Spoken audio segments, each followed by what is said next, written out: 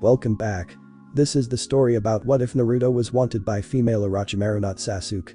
Like and subscribe if you haven't already and let's begin. Sarutobi Hiruzen sat at his desk, taking pulls from his pipe.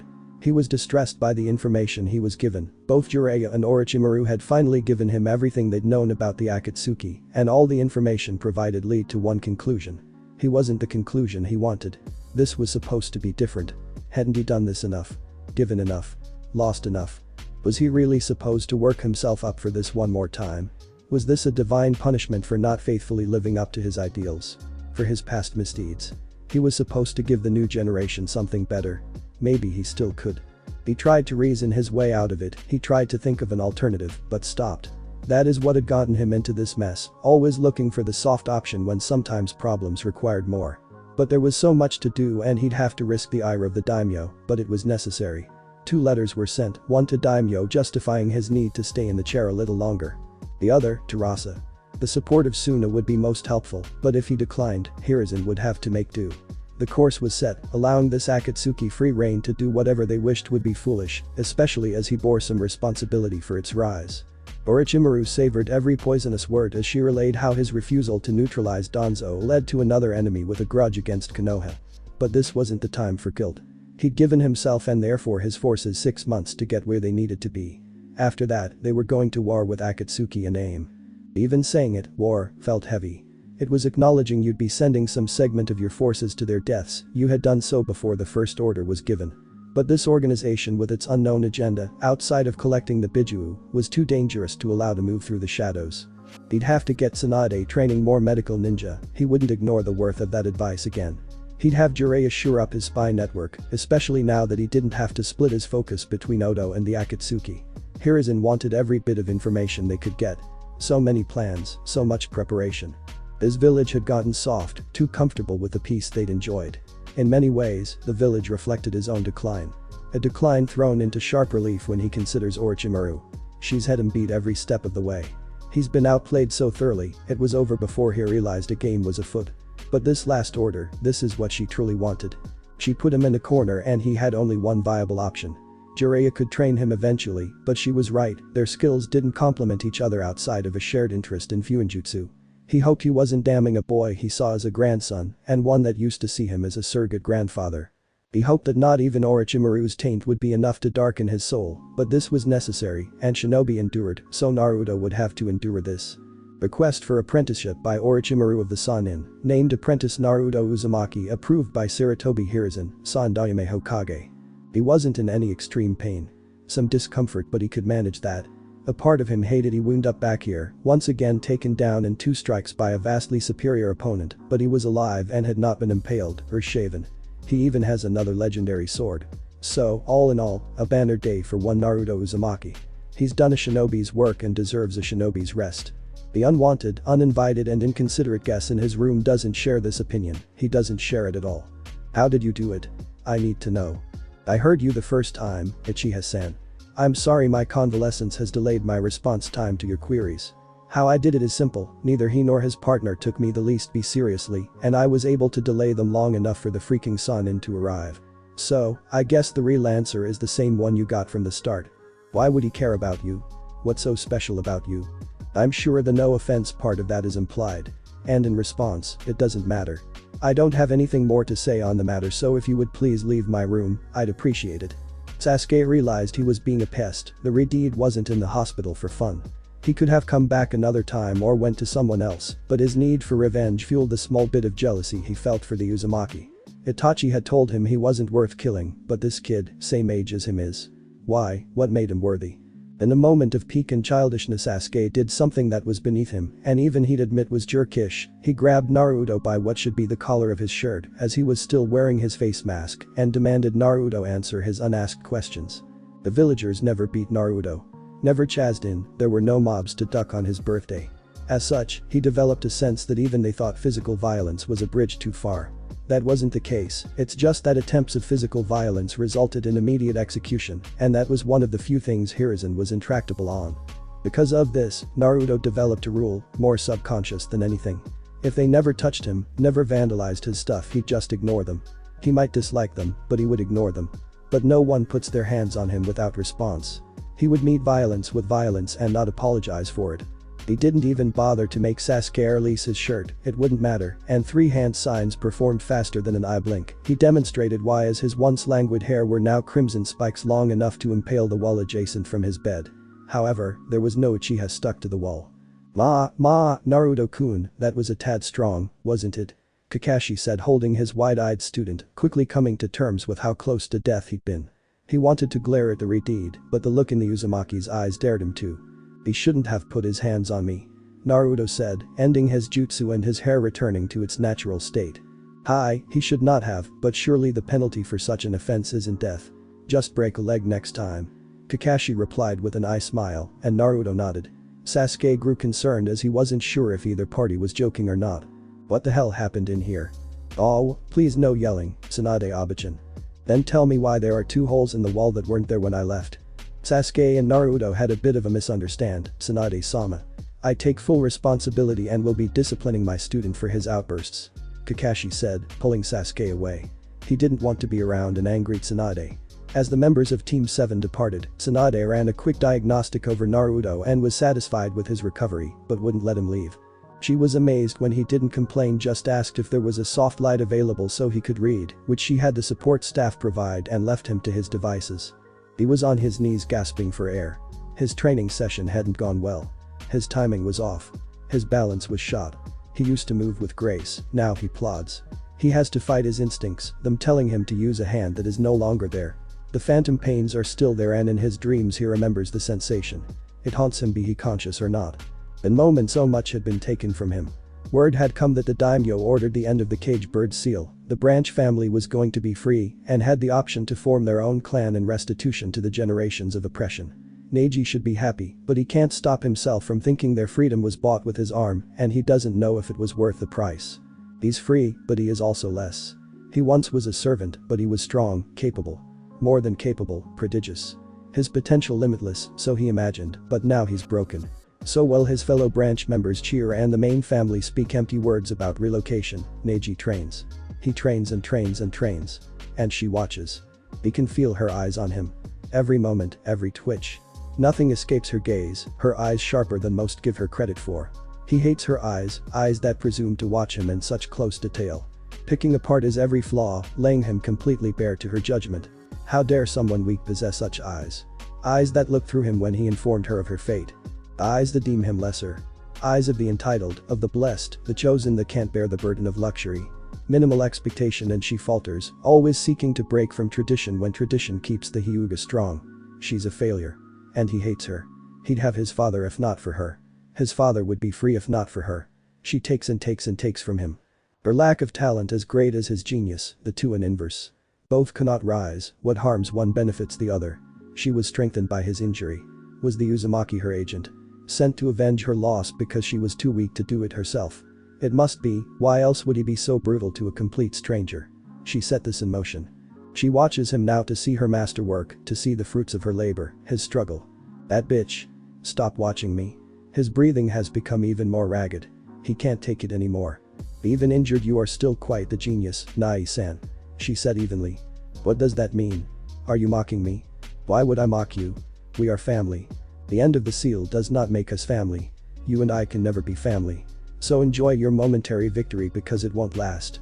I take no pleasure in your disability. Watching you struggle holds no entertainment for me. I'm not what you say I am. You are, it was decided by fate. Then fate was always going to take your arm, and if I found it amusing that too would be fate. You should have no feelings on the matter, correct? It is all predestined. Neji does not speak, he cannot craft a retort, and Hinata takes that as her cue to leave. She did not lie. Seeing Neji hurt held no pleasure for her. What pleasure could you take of watching someone live on in injury when you sincerely wished them dead? Her plans were coming together much faster than she'd ever anticipated. She knew with the information she had the Akatsuki the old fool would feel the need to be proactive. He hadn't lost all of his instincts, but she assumed he'd be too soft to lead the charge, that he'd delay for a year or two and let his replacement handle it. But this is almost better. He'd have to sit in that chair and live with the disgrace as many of his top jonin wonder if he's going to war to cling to power, the man of peace himself being considered a warmonger. It was delicious but still didn't bring her the fraction of satisfaction that him assigning Naruto to her did. She assumed she'd get him in the period before Jiraiya went to prepare for a training trip, the same he did for Minato. But no, he's hers outright. Sarutobi claims it's only for the 6 months leading to the invasion, but that'd be plenty of time to get him ready. She just couldn't wait. Jiraiya's expression when the old monkey made his decision was just icing on an incredibly sweet cake. He could only glare, the one sign of his impotent rage. She would get Naruto ready and with the might of Konoha, vanquish all of their enemies. Then the old monkey can go wither away in irrelevance while she and Naruto-kun continue to break barriers. She couldn't wait. She was heading down the final path to her compound to see her former apprentice waiting for her. You seem happy. Whose soul did you eat today, sensei? Oh, Anko-chan. You smell of disappointment and sake. Well, you always smell of disappointment. F you. You were never really my type. So I've heard. Is it the red hair or the prepubescent penis? Such a crass little trollop you turned out to be. And I'd request you not speak of my new apprentice that way. Odd, the old man has really given up, hasn't he? To allow you to be the master of anyone is criminal but him. I don't know if I should try to kill you to save him or kill him to save the rest of us. Anko spoke and immediately found a firm hand around her throat and was lifted off the ground. Poor, little Anko. She never did know when to shut up. I should really snap your neck right here, but that's what you want. One final act to show sensei cares. Be honest, you were never mad I left, you were mad I left you. How could I? You want to know why? Why I gave you the curse mark and left you in that lab. Because the depths to which you disappointed are hard to articulate. I thought you were someone like me but you weren't. That seal was to maximize your potential, no more and no less. I wanted a student that would accomplish something new, change the shinobi world. You just wanted to please me like some concubine. Orochimaru said, her grasp tightening. And now you threaten Naruto-kun because I see his value, having nurtured it in a far less direct way than I did with you, and yet look at him, at how much he's accomplished because he was willing to do so. Orochimaru finally let Anko go, dropping her to the ground. Anko immediately began to rub her throat, trying to ease the pain. People think I want another me, I want someone in my image who thinks like me. Why would I want that? I'm not that egotistical, I don't need a replacement or an heir to some imagined throne. Unlike most of you unremarkables, I don't want to change Naruto in the slightest. I want him to be the best version of himself, even if that version is my antithesis. Yay, right. No one would believe that. Orochimaru smiled, that's what she was counting on. He would and he will. He isn't beholden to groupthink and is willing to find things out for himself. But I'll tell you like I told Sarutobi and Jiraiya, Anko, if you interfere with my apprentice or try to influence him in a way I don't like it won't be healthy for you. And if that's too cryptic, I'll be literal. I'll kill you, Anko. Do we have an understanding? Seeing her former student isn't responding, Orochimaru grabs her hair and pulls her head back. Do we have an understanding, Anko? Hi. Good girl. Now, run along and the next time we speak try to be a bit more polite. You're a kunoichi, not a corner girl. He stares at his charge not knowing what to say. His words fall on deaf ears, and he really isn't one to give speeches, it's never been his thing. He's the cool, aloof, genius and really cool type. You're supposed to hang off his every word. But this boy, he's immune to the coolness. It was vexing. It was annoying, but before now, it hadn't been dangerous. Sasuke couldn't know Naruto's hard and fast rule or why the boy had it, but he needs to learn his emotional outbursts can get him hurt. If that had been another senior ninja, they may have just snapped his wrist and been done with it, but he'd really rather gamble with the health of his student. So now the boy is tied up with ninja wire looking at Kakashi, with all the hate his little body can muster, but at least he has enough sense not to activate his Sharingan, or Kakashi might have had to pop him one. I know you hate Itachi. I know why. No one can fault you for wanting him dead, for it to be a driving motivator in your life. But these childish temper tantrums. That needs to end, Sasuke. You almost got skewered today because you violated the personal space of the wrong shinobi, and had I not been there your revenge would be moot. How was I to know he'd react like that? We're trained killers, he was just ambushed by 2S rank ninja, if you knew nothing else, you should assume he'd be a little worked up, having survived what should have been certain death or defeat. Also, he had a concussion, so your shaking and yelling wasn't helping matters. That's just baseline observations even a genin should have been able to make. The boy hung his head in shame. Finally, something got through to him. I just needed to know why Itachi thought he was worth it, what made him so special. If you knew then what? What would knowing solve? Shouldn't you just be relieved he is in custody and no one else died to make it happen? I heard he managed to stab him in the back. No genin nor chunin should be able to do that. Why? He's not invulnerable and he's not a god. And as Naruto mentioned, he was with the Sannin. All of them. Do you think none of them would be able to make Itachi leave a small opening in his defense? He likely wasn't concerned about Naruto at that point, and that was his mistake. That's the thing about this profession, Sasuke. It only takes one time to fall into the right trap or fall for the right trick, and powerful or not you die. Is he well enough to talk? Yes, but don't push it. He was lucky Naruto was concussed, or the Nabari would have pierced his heart and killed him instantly. I don't exactly feel lucky, Tsunade-sama. Itachi quipped, small smile on his face. Shut it, brat. You missed your last checkup. Being a missing nin doesn't allow for one to keep a consistent schedule, especially with the Akatsuki starting their initial play. What can you tell me about that, Itachi-kun? The Sandaime spoke. Leader Sama wanted to test the youngest Jinchuriki, assess their threat level, since we wouldn't be going after them for a few years. Why the delay? The Mizukage died, Sandaime-sama. The Sanbi won't reform for at least 3 years. How long do you think it'd take them to replace you and Kasame? I'm not sure, S-rank nuke nin aren't common, and they really need to be of that caliber. Maybe a year and a half. Itachi postulated. Good. Itachi, you return now in a time of upheaval. Some of my past indiscretions have come to light, so I am not long for the chair, but I won't leave the Akatsuki to my replacement. I must once call on your service once again. I believe Maelstrom will need you now more than ever. What do you mean? Asked Itachi. Even Tsunade was confused at what new danger Naruto found himself subjected to. Orochimaru has returned, she gamed the daimyo to make it so, and has been 5 steps ahead of me. She wants Naruto. I don't know why, but currently she is the one best suited to raise his skill level quickly. I know my student, she will demand he be subjected to a period of isolation, just her, and whoever she may choose to aid in his development. As his master, she has that right. But as a clan heir, one that faced a recent abduction attempt, I think he'll need additional security, and as Hokage that is my right. It'll be an observe and report assignment just like last time. I accept, Hokage-sama. What about Sasuke? I believe you should have the right to decide. Inform him of the truth and I'll do what I can to mend your broken bond. If you wish he stay ignorant I can claim you are in a secure facility or even succumb to your injuries. No one would be too credulous at the idea you fell to the Sannin. When would I need to start my watch over Naruto-kun? You'll be on bed rest for at least 5 more days, no debate. Tsunade stated, brooking no argument. Then you'll have your answer no later than that, Sandaime-sama. Accepting his response, the Sandaime and Tsunade leave Itachi's room and head for an exit. When the same issue is resolved, I want you to replace me. Snort, I bet you do, but I vehemently decline. Tsunade, please. The village will need strong leadership. Then let Jiraiya do it. It's about time he stopped playing spy anyway. Hell, he'd take the position to spite Orochimaru. That's part of the problem. He'd go out of his way to antagonize her. That would end in disaster, a disaster with Naruto in the middle of it. And with Naruto involved, that is involved as well. So, what, you think I'll keep Jiraiya and Orochimaru from killing each other and make sure your Jinchuriki is stable? No. I want nothing to do with this.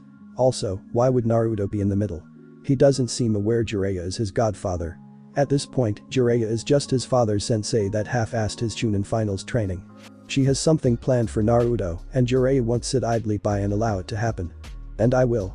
No, you won't needlessly antagonize her, and since you're his Abachan, if you warn him he'll believe you.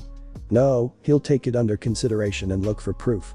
Likely because he's had to learn to rely on himself from an early age. Funny how that works.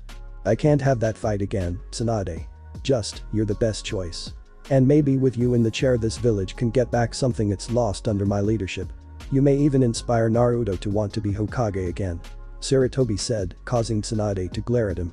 That's more reason not to take the hat. If he gave up on that idiotic dream then all the better, he'll live longer. Maybe have a family and find some happiness. Tsunade, just consider it. Until then, you have your medical training program.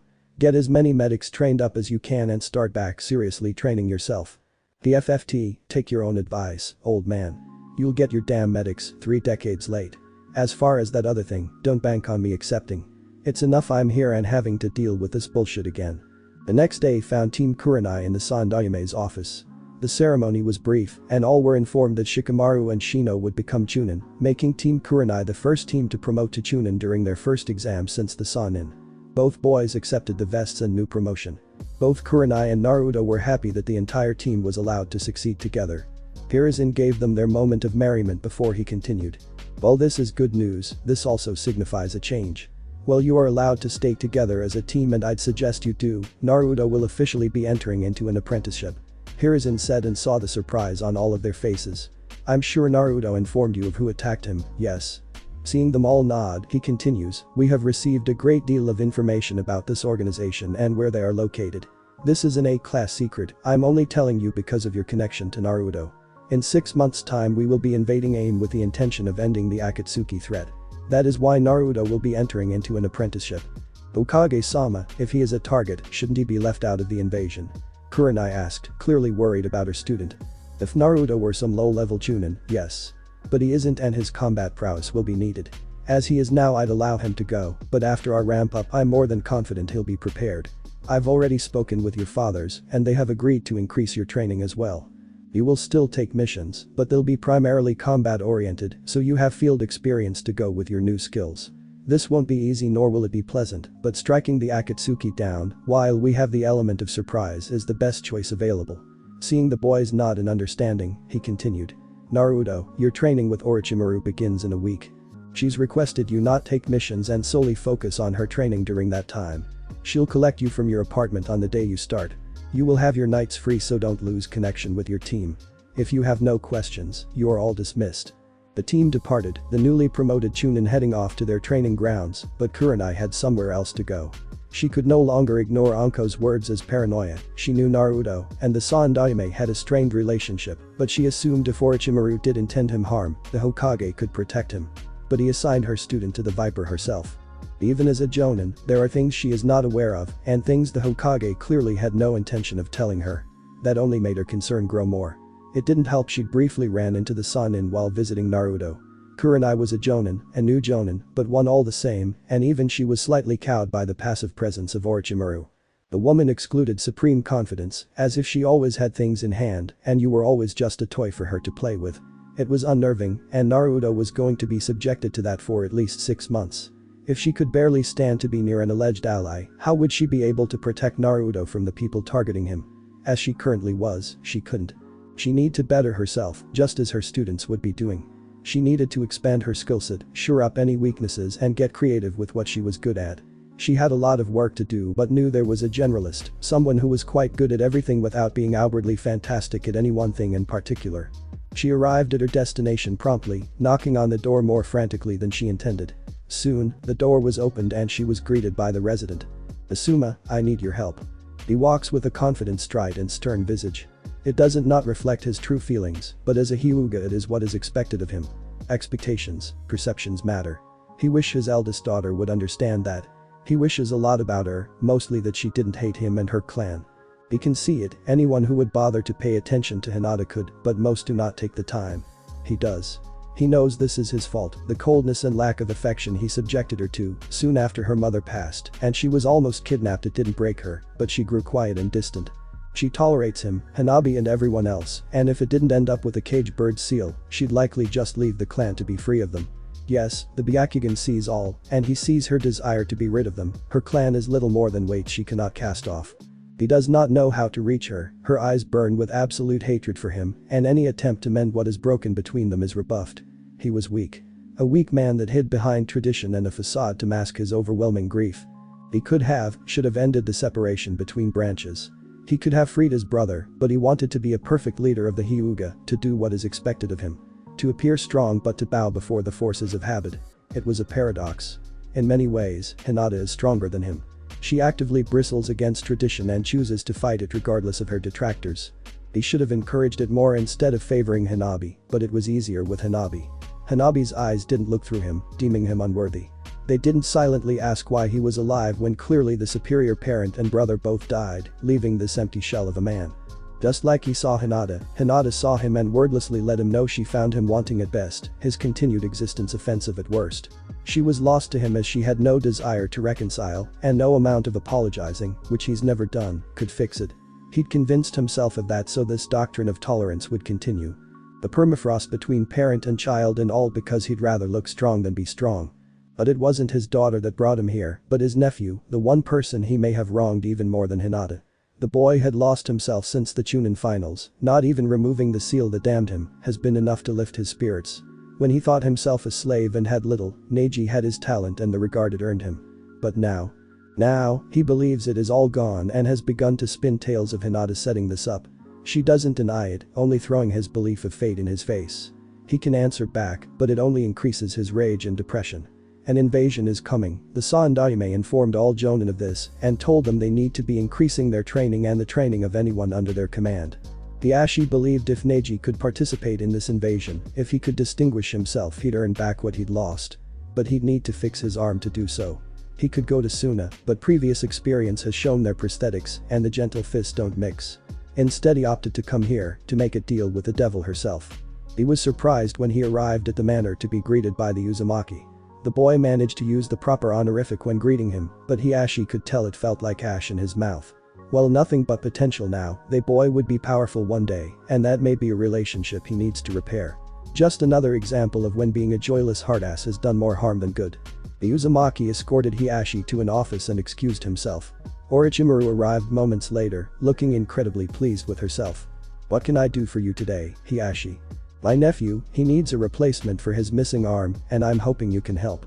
"Fukuku, I'm sure I can help Neji-kun with his little problem." "And what will it cost me?" "Money is no object." "Money I have, besides why wouldn't help such a promising shinobi? He is a comrade, after all." No money need be exchanged, however, your gratitude would be invaluable. "And if I were to be asked to act on this gratitude in the future, then it would only be fair." Hiashi asked but knew he'd walked into her trap. Her pocket was not where he wanted to be, not where his clan needed to be, but he would do so for his nephew and handle the consequences later. "So, we have an accord?" she asked, smile never leaving her face. "We do." "Good, I will meet him at the hospital in a week's time. I should have something by then, but have his measurement sent to me as soon as possible." "It will be done. Thank you for your time and your efforts." "Of course, I love to help." Naruto stood on the private training grounds panting. He was surrounded by upturned earth, some of it scorched, others with deep grooves carved into it, and more still soaking wet. He'd just completed his assessment, demonstrating his skills in nin, gen, and taijutsu, and he'd shown most of what he could do. She shrugged it all off as if it were laughably easy. It isn't that he thinks he's on the level of a Sanin, but still would like to make his opponent put forth a little effort and not just smile at him, as if he were a baby taking his first steps. But as it were, he was tapped out. He'd essentially shown her everything, though there were a few surprises tucked away. Naruto could feel exhaustion oncoming, he probably should already have passed out, but bullheaded determination had managed to stave it off. He couldn't tell how she felt about his demonstration, keeping the same neutral expression the entire time, and at this point he couldn't care, he needed a nap. Naruto hit the ground with a thud, causing Orochimaru to laugh. She was quite happy with his display, but annoyed as well. Had he been given proper directly when he graduated and allowed to promote when he earned it, he'd likely be further ahead and with more experience. If nothing else, it is experience he needs as much of what he knows, hadn't become instinctive yet so his transitions to some tactics aren't seamless, but she had 6 months to work out the kinks and expand on his skillset. She saw why he favored his sword, his stature made engaging in taijutsu with anyone older, and therefore larger than him, a chore. His skills were certainly befitting his rank, and she could tell he dedicated the time to keeping them polished, but he wouldn't see a true leap until his body started to mature. She created a clone and had to take Naruto to his room, and then called out Naruto's new shadow. Sarutobi-sensei clearly thought he was clever, his little gambit, but he needed to be reminded why she was so ahead of him, and how any piece he puts into play can be turned or neutralized. "Itachi-kun, aren't you going to come out and say hello?" she said, after said shadow refused to reveal himself. "So very rude. I'm sure you've heard about Danzo. Such a pathetic end to a once proud shinobi. I am curious, after he ordered you to kill your family, why didn't you ever kill him?" Itachi immediately appeared before her. "I suggest you drop this topic," he said in his usual monotone. "Or what? Will you attack me? Chance revealing you're still alive. Poor Sasuke-kun, no family, no revenge, he's so very lost. He may need guidance. You will stay away from Sasuke. I may and I may not, and there isn't a lot you can do about it. Kukuku, but back to my question, why didn't you kill Danzo? If someone made me decide between two things I cherished, I may make the decision, but I would certainly kill the person who made me do so. Did you even consider it?" she asked and saw no response. He was disciplined, but still, she had a feeling she was having an effect. "Or are you unable to act without orders? Another genius that can only follow the path laid before them, and what is the result? Your brother, broken and alone with no bonds to speak of, while you play guard to someone who doesn't need it because another paranoid old man has made demands of you. Kukuku, so tragic, Itachi-kun." She said nothing else as she entered her manor, leaving Itachi with his thoughts. As much as he'd want to deny it, the Sanin had a point. Danzo was a threat, he should have removed him to ensure Sasuke would be safe from his schemes and for stopping Shisui from finding an alternate resolution, but he hadn't. He only followed orders, and while the village avoided a civil war his brother bore the brunt of his choices. It was hard to accept, but it was the truth. Without getting justice with his own hands, Sasuke would find it difficult to move on, and that was Itachi's fault, no one else's. You know, I enjoy spending time with you. I really do. As you should, I'm good company and a beautiful woman. I'm 12 but let's go with that. My point is that since I enjoy spending time with you, Shizune and Taunton, you don't have to carry me. I'm not going to flee. Said Naruto was currently underarm of Tsunade. It was embarrassing, he's a chunin for crying out loud. After he awoke from his nap, he showered and changed into some civilian clothing, fully prepared to finish his treatise on the battle applications and limitations on the Shunshin no Jutsu. He called it, the battle applications and limitations on the Shunshin no Jutsu. Until Tsunade stormed and once again abducted him. Shishu just watched and waved, smiling the entire time. He'd pout if it didn't add to Tsunade's amusement and his shame. But you need to have an older familial figure embarrass you, it's a rite of passage. Oh, joy. Shush, it isn't that bad. The only reason people aren't laughing at me is they think you'll punch them into the sky. And I will, so you have nothing to complain about, besides we're here. Here was a small bar, apparently he was going to drink his dinner once more. The two settled in, joined by Shizune shortly after their arrival, and chatted away between drinks. Naruto could tell something was bothering Tsunade, but didn't want to bring down the mood. After a few bottles, she got a faraway look in her eyes and asked Naruto something he had not been expecting. Brat, why don't you want to be Hokage anymore? Isn't it against your nindo to give up? Naruto paused for a moment, truly surprised by the question. Like so many things in his life, when he'd let go of his dream, he just busied himself with training and his work, but he can still clearly remember the day he stopped believing it were possible. I didn't stop wanting it, I just no longer believed it to be an achievable dream. Why? Asked Shizune. He looked sad, so it was something he didn't enjoy talking about it, but it's better to get these things off your chest. When you guys treated me, after I returned and gave my debrief, the old man, of course, denied me my promotion. But he had this look in his eyes, pleading with me to understand him, to sympathize with him. He held all the power, but he acted as if he were the victim of these large forces outside of his control. I hated him in that moment, sincerely I hated him in his entirety. Before that meeting, I still had some trust and held a sliver of affection for the old man, if for no other reason than old time's sake. But he killed it. All the times he told me I'd earn acknowledgement if I just worked hard enough and showed the village my worth. He had no intention of allowing me to do that, and if he would hold me back, what hope did I have of convincing the rest of these small-minded assholes? But that chunin that was with you after Ishval, he came around. Shizune pointed out. True, but Nichin, there are thousands of shinobi in Konoha. How could I ever possibly work with enough of them to change the opinion of me en masse? The numbers simply didn't work out, and besides some catastrophic event or war, which I'd never wish for, I didn't see another path with the Hokage actively working against me. So, I dedicated myself to improving my skills as a shinobi, inside and outside of combat. I had no name, you know. For what I knew, I didn't come from a clan, so it's not like I had some prized lineage. Naruto stopped to chuckle at that. All I had was the willingness to outwork everyone, but when you're shown hard work doesn't matter what's left. Become some fiend like Danzo. Always plotting and scheming in the dark. That's not me, instead I decided I'd be the strongest ninja in the village. One no one could ignore, even if I never was named Hokage, I'd make the sitting Hokage look like an ulcerin in comparison. Tsunade laughed, it sounded like something Kushina would say, and it was good to have a reminder that while often serious, his spirit hadn't been broken. Why did you ask?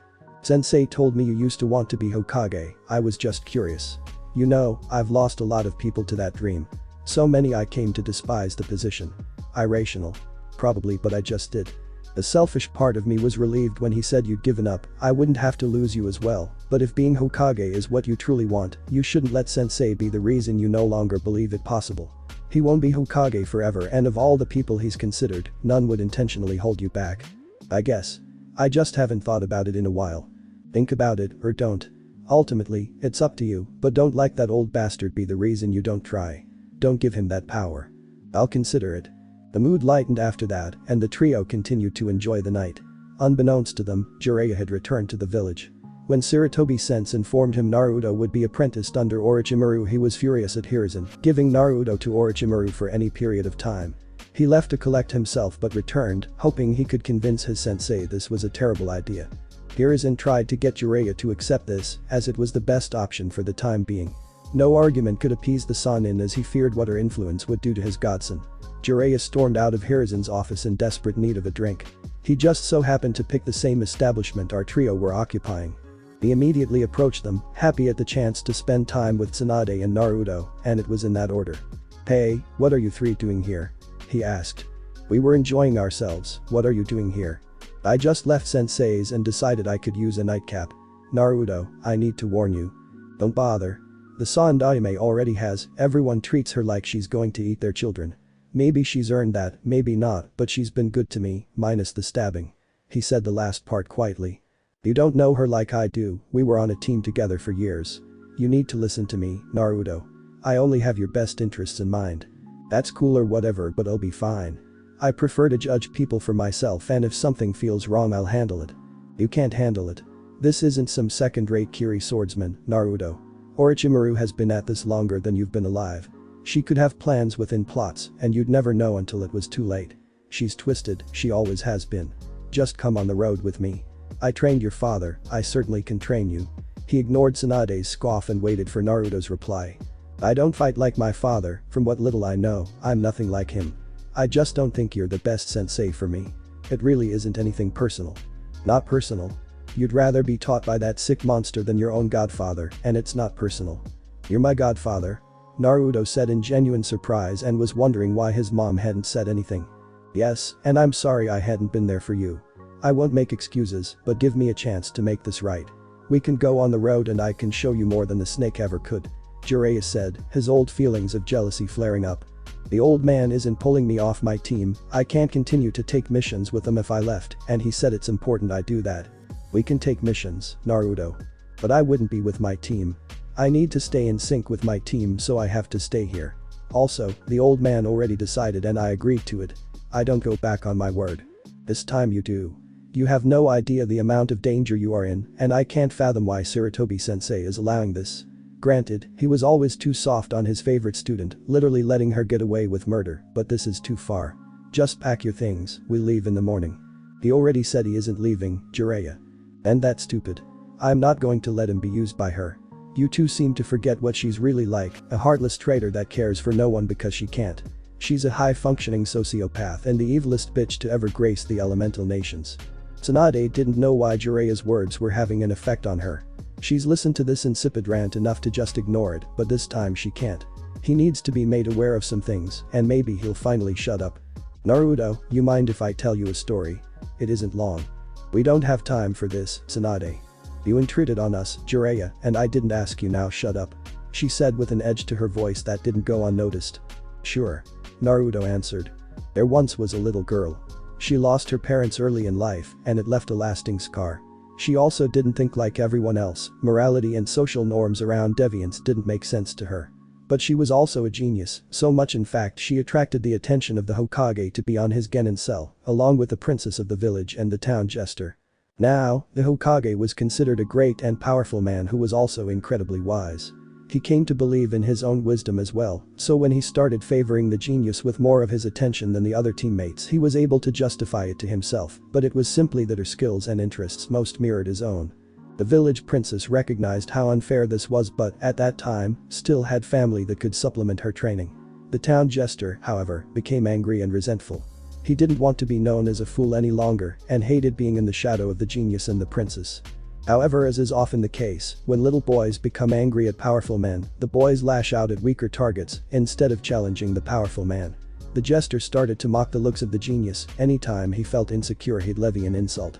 What the jester hadn't known was not only was the genius sensitive about her looks, but she had a bit of a crush on the jester and wanted him to do well. But after his continued insults, she grew to despise the jester and mocked him in kind. The jester would always see himself as the true injured party, and the genius's later actions would only solidify that in his mind. Jiraiya's face was frozen in shock at Tsunade's stories, a part of him wishing it wasn't remotely true. Oh, but there is more to this tale. The team was poison. The genius hated the jester hated the genius, and both craved the acknowledgement of the wise and powerful old man. The team would manage to stay together, fight many battles and even a war. They were young then, barely in their 20s when they received the titles that would cement them as the most legendary team of ninja to ever exist. The wise and powerful old man was proud of his students and their growth. Each having prodigious skills in various shinobi arts, but he took notice of the genius most of all. She had matured into an Exodus beauty, and with how much she respected and admired the wise and power old man, he found himself desiring her in the way a power man often desires a woman. They began an affair, one where the wise and powerful old man would pull her toward him and push her away. Eventually, the wise and powerful old man decided he needed to end the affair. The fact he was informed she was with his child can be chalked up to mere coincidence for the gullible among us. The man, fearing what people would say, requested the genius rid herself of the child, pleaded really as he didn't want to lose his real family. Hurt, though she'd never show it, the genius went to the princess to do just that. 3 months later she was now under the charge of a sick, twisted and bitter cripple. It wouldn't be long before the princess left, having lost the last of her clan. Without her support and with the hatred she felt for the wise and powerful old man that threw her away, the genius indulged fully in her alternative thinking. She no longer felt the need to hold back. Nothing was wrong, everything was permitted, and the sick, twisted and bitter cripple loved and encouraged her fall into madness. The end. Tsunade, Shizune and Naruto exited the bar after her story. Jiraiya hadn't moved but looked utterly shocked by what Tsunade shared. As the three were making their way back to Orochimaru's, Naruto was curious about something. "So, were you and Orochimaru friends?" "I think I'm as close to that as she'd allow anyone to be, but it isn't a straightforward relationship, and how she shows she cares is a little unorthodox," Tsunade said. "What do you mean?" "When I initially left the village with Shizune, I was a mess. Depressed and quickly succumbing to alcoholism and a gambling addiction. Whether I wanted to be completely numb or just hurt myself through debasement I don't know, but I was hardly functional, and Shizune was taking care of me more than I was truly training her. That lasted for about a year before Orochimaru found me." Tsunade stopped to laugh. She was not happy with what she saw. She said there are very few people she deems remarkable, and I was one of those, but if I was going to lose myself in grief, it'd be better to just join those I lost. She said she'd give me 3 months to make a decision, and if I were still some stumbling drunk she'd kill me, and even as drunk as I was I knew she meant it. So, what happened? She found me 3 months later and we fought. Well, sparred. Sparred for us. You destroyed a forest with your antics. Shizune interrupted. Hey, I appreciate she cared, but no one threatens me, so we had a bit of a tussle. Last good fight I've had, honestly. No, Tsunade-sama. You two are reckless and will just cause destruction. But it'll be fun. Oh, and that reminds me, Brett, you got to find someone around your level you like fighting. Not necessarily a rival, as those relationships tend to turn bitter. Don't know too many people who could fit the bill, and the ones I could think of don't much care for me. Who were you thinking of, Naruto-kun? Neji Hyuga, Rock Lee and Sasuke Uchiha. Oh, yay. People take maiming, attempted murders and losing their lifetime goals personally. Shizune offered, helpfully but slurred. They do? Naruto jokingly asked. Shizune nodded before confirming, they do. And it doesn't even matter why. The blonde and the redhead both snickered at Shizune's earnestness. While engaging in light banter as he returned to Orochimaru's, Naruto thought about Tsunade's words. True, as far as taijutsu, Neji, Rock Lee and Sasuke could push him. Chances are they had skills superior to his own, or in Sasuke's case having it buttressed with the predictive abilities of his Sharingan. Neither Shikamaru nor Shino were heavy combat types. They could certainly handle themselves, but it was just a different approach as they favored being several steps ahead of their opponents, leading them into traps within traps. Naruto could plan a few steps ahead, especially when previous experience came into play, but he wasn't the strategist his teammates were. It's what made sparring with them so fun. He had to be unpredictable and improvise in ways that would blow up their plans. Naruto was lost in his thoughts and not fully aware he'd made it to his final destination until he heard Tsunade knock on the door. The trio were ushered in by Kabuto, who led them to Orochimaru's first story office. The manor appeared to be 2 stories, but had 2 sub-levels as well. When they arrived, there were 3 other people in the room with her, a tall boy in his late teens with white hair and 2 red dots over his eyebrows. 2 teenage females, one in her mid-teens with pinkish red hair and the other 12 to 13 with red hair and eyes to match, a shade similar to Naruto's. "So, this shithead is the our clan head?" "I don't see it," said the older girl. "What?" was Naruto's response. After Tsunade forced Naruto to sober up with the help of medical ninjutsu, the heir of the Uzumaki was better able to engage with his new clansmen. Teiwaya was foul-mouthed, so he quickly learned not to take anything personally. She was only respectful to Orochimaru. But she was also funny, direct and honest, which were all things Naruto could appreciate. Karen was interesting. She was, for the most part, pretty quiet and amiable until something set her off, then she'd explode. Teiwaya enjoyed setting her off. As the three Uzumaki chatted through the night, Naruto learned that Teiwaya was a genjutsu specialist, but also had some cool summons she could control through her flute. Karen specialized in medical ninjutsu and research. She was originally from Kusa, but her mother and she were not treated well there, and she was eventually saved by Orochimaru. Naruto tried to include the older boy, Kimimaro he learned his name was, but he was terse and didn't seem interested, so Naruto let him be. All in all, it was an interesting evening getting to know his fellow clan members, even at the cost of a full night's rest. While the Uzumaki had been getting to know each other, Tsunade informed Orochimaru she told Naruto about Team Hirizen's history, including her past with the Sandayame. She relayed how Jiraiya looked beyond shocked, as if he couldn't process the information given. Orochimaru didn't really care that Tsunade blabbed about something that, for almost anyone else, would be considered a highly personal piece of information. Not only did it make Hiruzen and Jiraiya look bad in the eyes of Naruto, but it may cause a rift between the Toad Sage and the old man. Besides, Tsunade was defending her. The two have had the debate long enough for her to know Tsunade's position on the issue. Tsunade can't or refuses to believe she would have made the same choices if not for the fallout of their team. Orochimaru doesn't feel guilty about, well, anything really, but she doesn't like that Tsunade accepts blame for her choices. She did what she did because she wanted to do it. She's not some damaged little girl that Hiruzen broke. She'll never accept that. Also, she just doesn't want to be one more thing Tsunade blames herself for. The woman is so guilt-ridden it's amazing she manages to get out of bed. It's unhealthy and limiting. The two have never and will never see eye to eye on this issue. Outside of their ethics on human experimentation, it is really the only thing they vehemently disagree on. Well, and Tsunade's Haori. There are pleasant ways to start a day, Hiruzen is sure of this. Granted, he hasn't had what he'd consider a pleasant start to any day in years. It's always something, always. It'd be bad enough if the letter he received from Rasa was the whole of it, because clearly his counterpart is a sadistic asshole upstart in need of a beating. Rasa finally sent word on if he'd provide aid in the upcoming AIM invasion, and he would, under some conditions. Hiruzen realized the man would try to get something out of this, the fact that it was to their mutual benefit wouldn't be enough prompting to act. But why this? Rasa wants to see the fight that should have been the finals of the Chunin exams, Gaara vs Naruto, Jinchuriki vs Jinchuriki. He also wants this exercise as pointless demeasuring to take place in Suna, as to give his boy as much of an advantage as he could. Hiruzen could have safeguards on hand, making sure Jiraiya was there with seals in hand to subdue either of them. However, they are Jinchuriki and things can escalate. There is a real risk of serious permanent injury occurring, and Hiruzen didn't see the value in it. But he'd have to trust Naruto to handle it, as support from Suna reduced the risk for his own shinobi and gave them more manpower. So, yes, that'd have been enough to sour his mood for the day, but he also had the displeasure of sitting across from a clearly hungover Jiraiya, looking both depressed, angry and confused. It was bad enough he stumbled in, making Hiruzen's Anbu tense, but the large man just sat down and hadn't said a word. Hiruzen, being used to his students' quirks, knew this happens when Jiraiya is building up to have a conversation he'd much rather avoid. He was trying to find his nerve, and if he held to pattern the first thing he said would be crass and inappropriate. So, Sensei impregnate any students lately? And there it was. Hiruzen immediately signaled for his Anbu to leave, refusing to do this in front of an audience. He trusted them, but even that had its limits. No, not lately, Jiraiya. The old boy doesn't get around like he used to. But you did get around. So very smooth, the professor was. Jiraiya, I'm going to need you to get to the point as I have actual work and something of actual importance we need to discuss. You toyed with your student and then sent her to your lunatic of a rival. I think that's important. Not to you, it isn't. Every one of her accomplishments was taken as a personal slight by you, Jiraiya.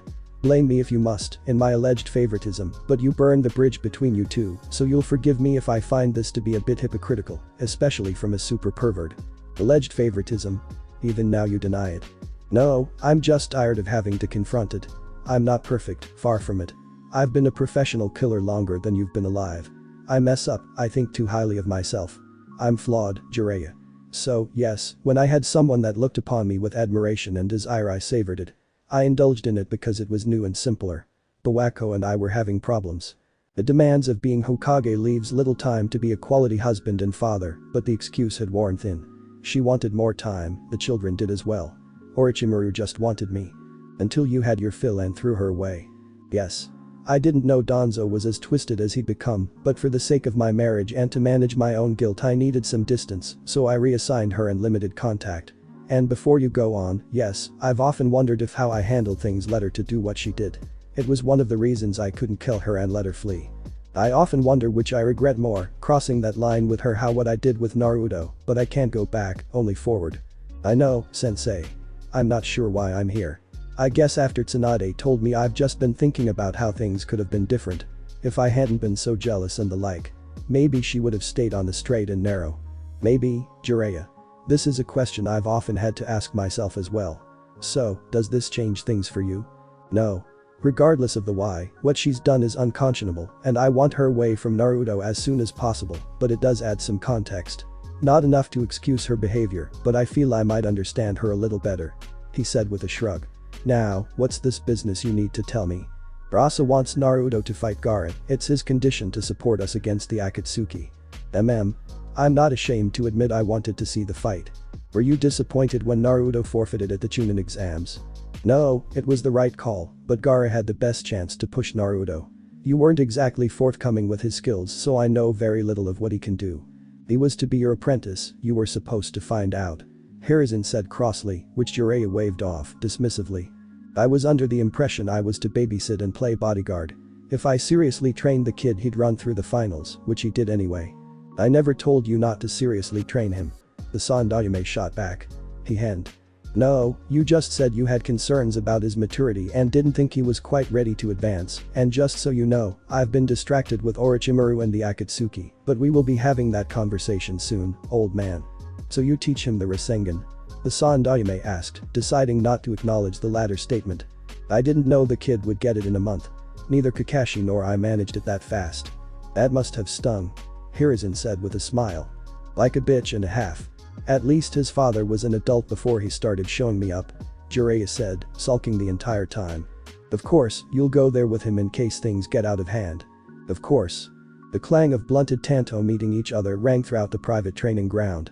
The smaller combatant was giving it his best, but against a practiced opponent, he was finding himself wanting. The pressure of the assault was unrelenting, suffocating, and forbade any thought.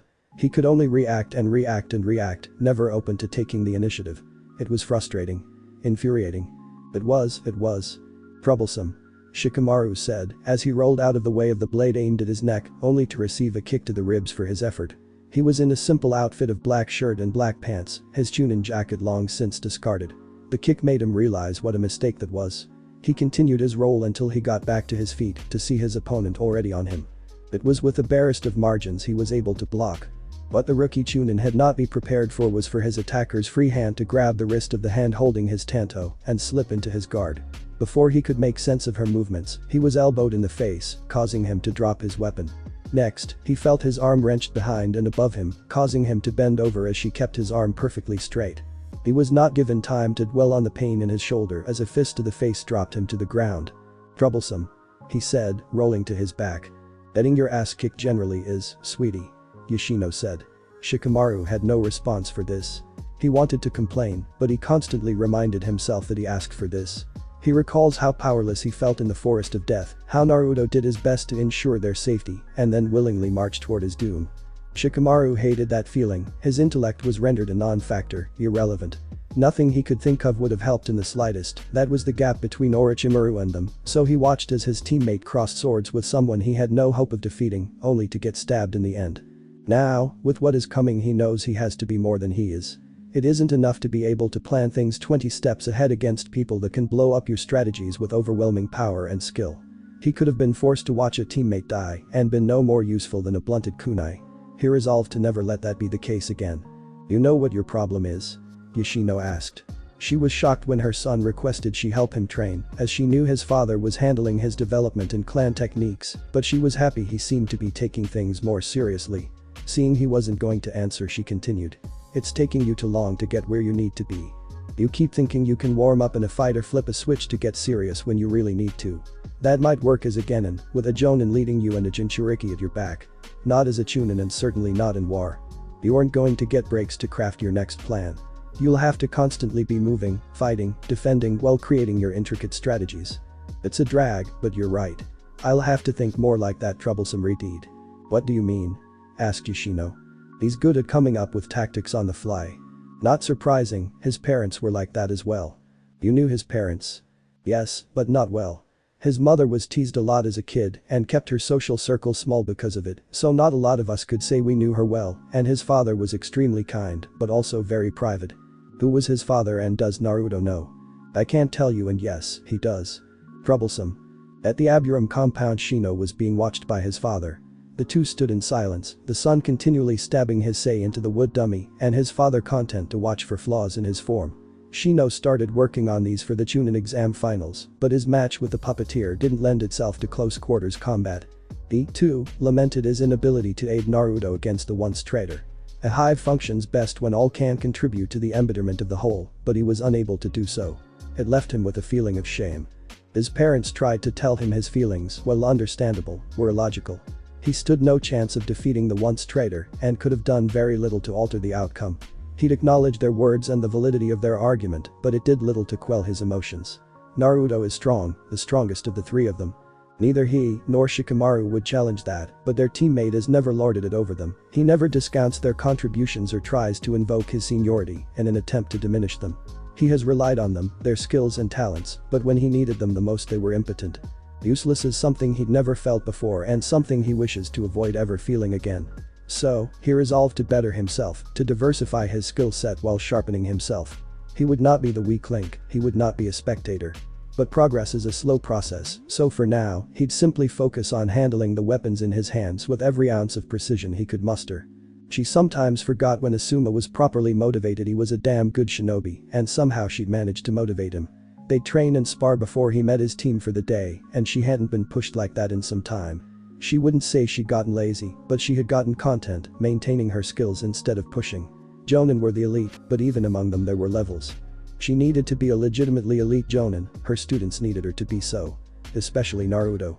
It was hard being his sensei, not because of what he contained. She wasn't a small-minded fool, but for reasons completely divorced from that. It was difficult to separate how he was on missions, calm, almost detached and focused, with a borderline shy 9-year-old that commissioned her to talk about genjutsu. She remembered how cute he was, his face still retaining his baby fat. He'd become a seasoned shinobi since then, and it had taken a bit for him to warm up to his team. When he finally did, she realized he was the same good-natured boy, just one that kid behind a facade to those he didn't trust. Her second concern was simply, she wasn't sure how much she truly had to teach him. His chakra control was decent, excellent given his reserves, but not fine enough for genjutsu. She wasn't an ninjutsu type, so had very little to offer someone that could use all 5 nature releases. Stealth. To some extent, but his summons had taken care of a good portion of that. He was ready to be a Chunin when she got him and felt a little lost, but they managed to figure it out. Now, however, he was marked. By the Akatsuki and by Orochimaru. Kurenai was honest enough to know she'd be of minimal use against either threat as she was. Asuma understood her concern, he'd been around elite shinobi his entire life and understood feeling inadequate. He'd been helping her perfect his nature releases, fire and earth along with polishing up her taijutsu and kenjutsu as she hadn't wielded her kodachi in some time. She was also taking a page from Naruto's book, trying to create more original genjutsu, something people hadn't seen and couldn't just cast off. When it was time to remove the Akatsuki she promised herself she'd be ready, and if she needed to fight Orochimaru to save her student, she'd be ready for that. He never questioned his mistress, it was not his place. She spoke her will and he carried it out. Theirs was a simple relationship. However, when he first laid eyes on the deed she was so taken with, he had to admit he was filled with doubts, concerns that said boy was not worth his mistress's attention. As if she knew, she arranged for them to spar, and while he never took opponents lightly, he still held little hope for the boy. The Mimro could admit when he'd been wrong and he misjudged this Naruto.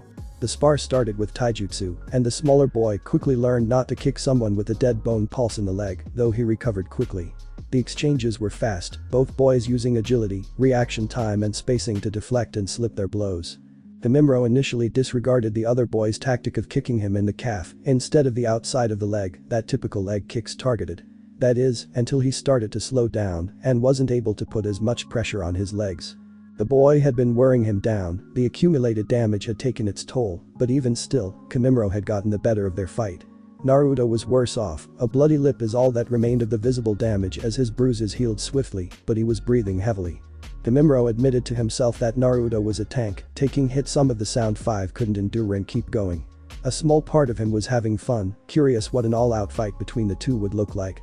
Orochimaru-sama called a short break before she had them engage with Kenjutsu, and Kimimaro saw immediately that the Red Deed was a much better swordsman as he pushed the older boy in what he, Kimimaro, would consider his best skill. The duel was fast, but Kimimaro could tell Naruto was attempting to incorporate some new elements. It hadn't been quite mastered yet, but when it was the Uzumaki would be a nightmare.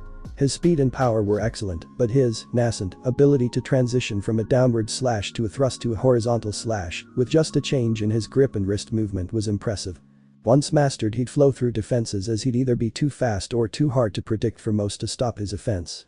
Once Orochimaru called a halt to their fight, she informed them this would be a daily occurrence until the month was over, and Kimimaro went back to Odo.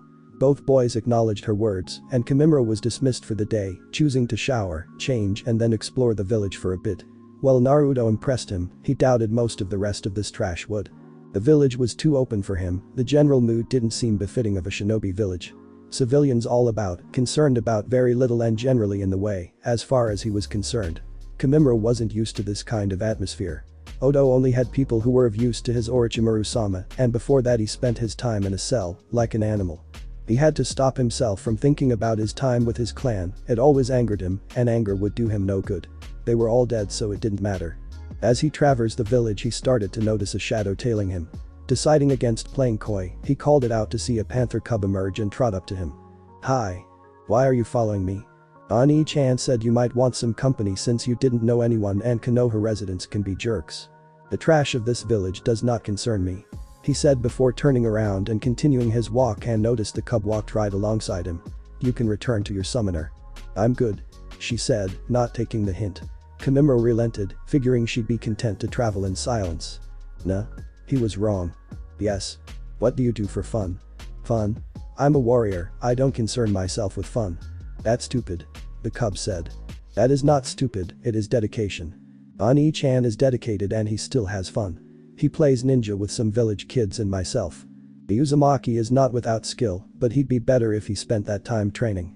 The FFT, he could totally kick your ass in a real fight," she said and then looked panicked when Kimimaro shot her a glare. He assumed it was the glaring that caused her reaction. "Don't tell Nai-chan I said a bad word, okay?" He was wrong again.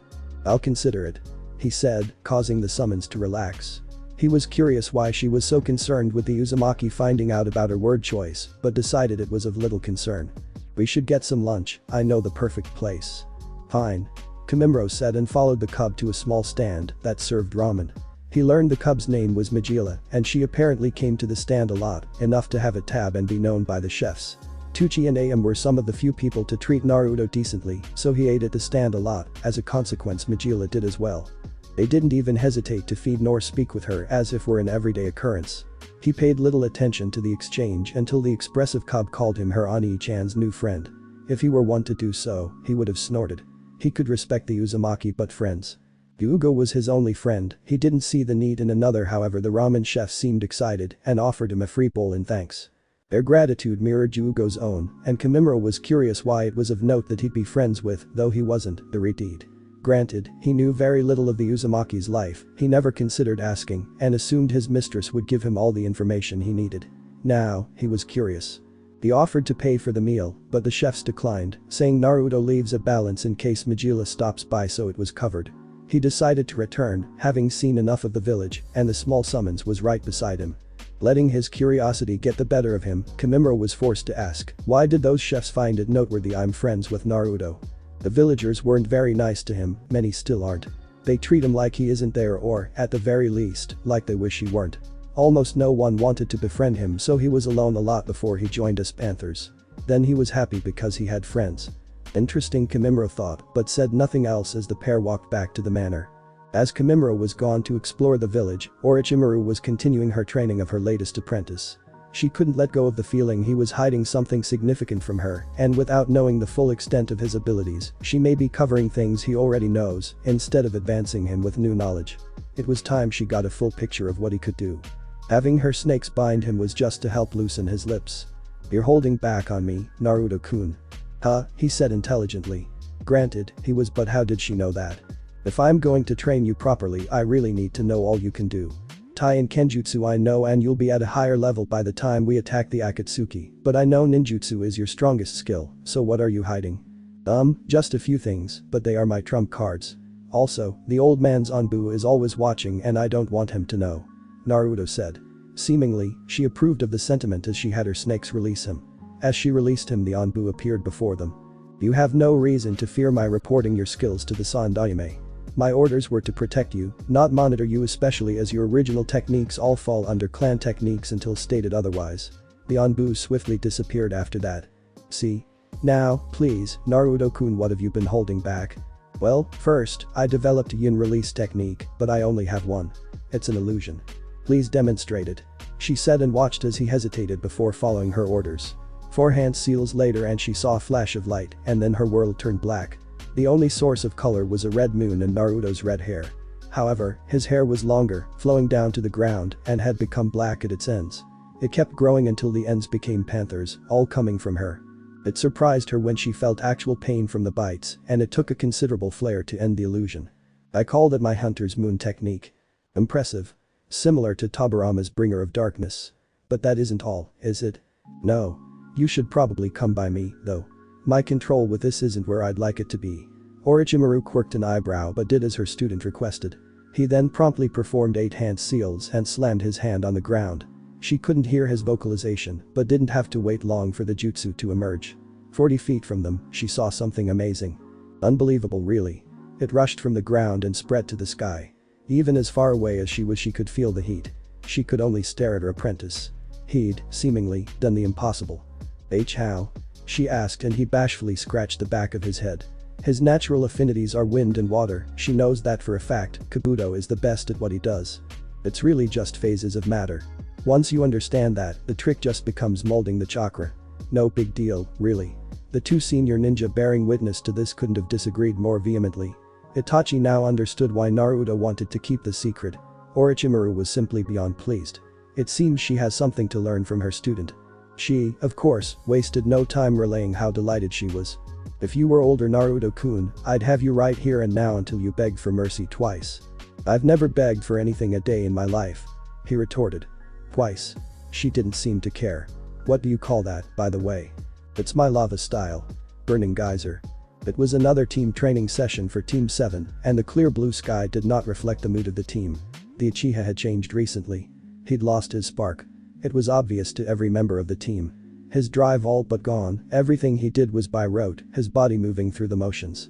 Sakura was no help, as her history of trying to befriend and snare console the last Uchiha always ended in failure. He dismissed her out of hand if it wasn't about missions. Sasuke respected Kakashi as much as Sasuke respected anyone, but still could draw no comfort nor inspiration from the man. He was too remote, contrasting Sakura's extreme openness. Sasuke was the acknowledged leader of their pack, but he was faltering, and Kiba, his partner, could do little to help either. He'd taken the secondary position, so any challenge levied now would seem impotent. He'd given up being a true challenge early in their formation. Akamaru was concerned, if the team didn't function well his partner was at risk, which meant he was at risk. He didn't fully understand why the Uchiha had lost his motivation, but it negatively affected all. He never liked the Uchiha, there was an omnipresent darkness in him. It had been focused and intense. Well, it's lost its intensity, the lack of focus makes it a possible contagion. Would he bring the rest of the team down, as he believed his emotions were somehow deeper than anyone else's? Would he turn violent as his depression gave way to anger? Akamaru didn't know and the elders of his pack had very little to say on the matter. He was powerless to change things and could only be diligent in protecting his partner. It was all he could do. That and hope someone could reach the boy before he sunk in on himself completely or lashed out at others. Neither were ideal, and both would be a waste of potential. Come on, Akamaru, let's show Sasuke what's what. Kiba said with forced enthusiasm. Akamaru heeded his call all the same. The spar would likely have the same results they always did, but even if Kiba did win he'd take no pride in it, and Sasuke would feel no shame. This team was going nowhere fast. Of all the ways she had planned to spend her evening, having a civil discussion with Jiraiya was nowhere on the list.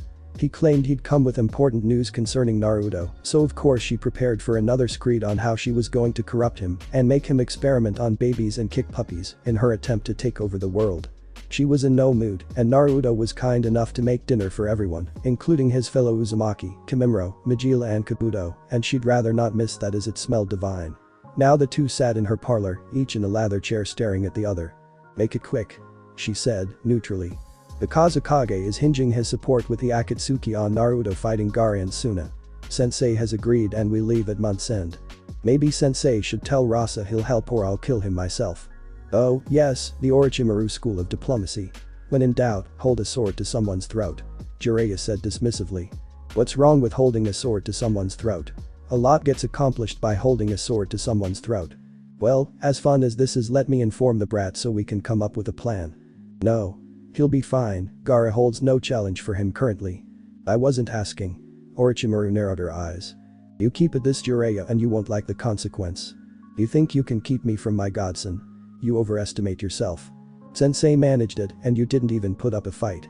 I'm confident I can achieve similar results if you push me. I think I felt bad after Tsunade's little story. You're just a bottomless void. I'm more certain than ever you belong nowhere near Naruto. And yet he lives with me and is being trained by me because he trusts me. No, because you plotted and schemed to make it happen.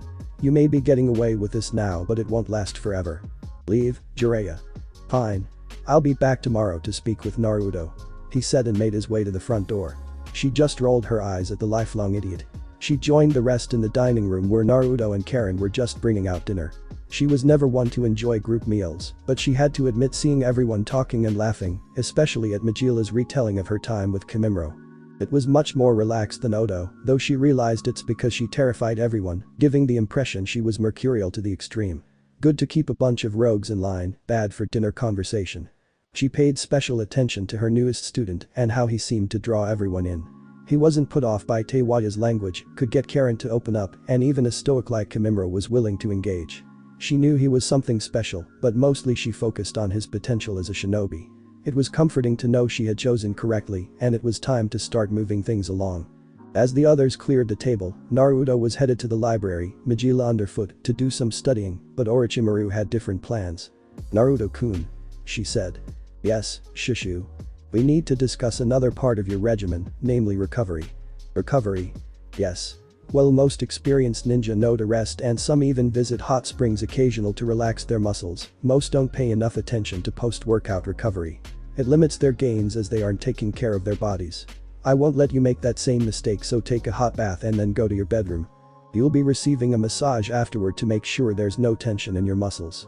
The Redeed simply nodded and headed toward the bathroom nearest his bedroom. After his soak, Naruto returned to his room to see it alight with candles and the smell of incense burning. He also saw a massage table and laid on high, face down.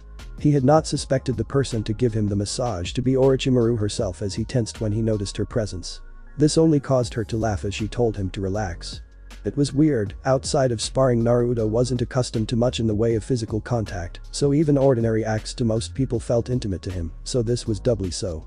Orochimaru paid attention to his initial discomfort. Part of the reason she chose to do this was to get him used to her touch, so she wouldn't have to later.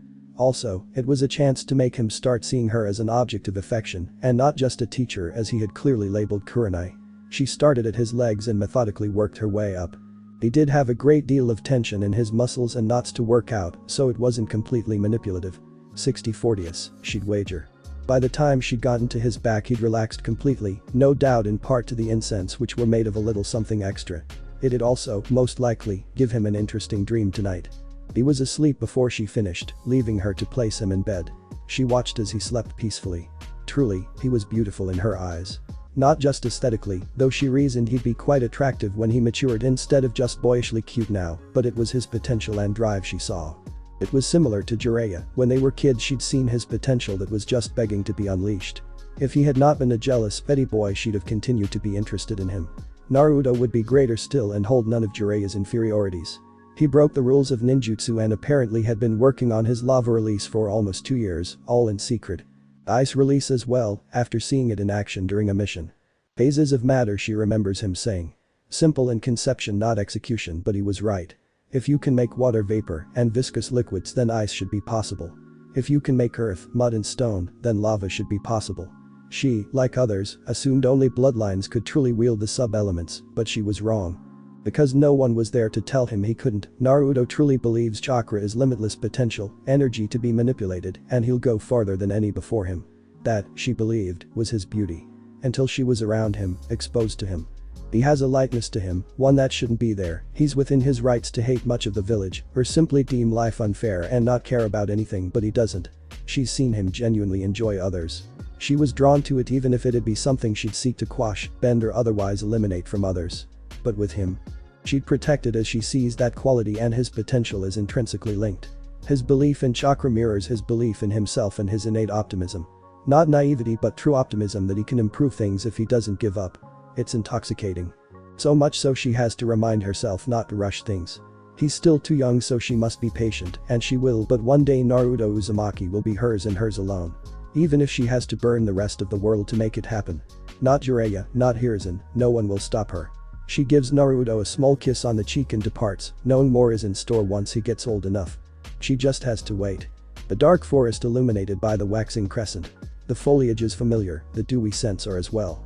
His only question is how he got here. Well, and where he got these clothes.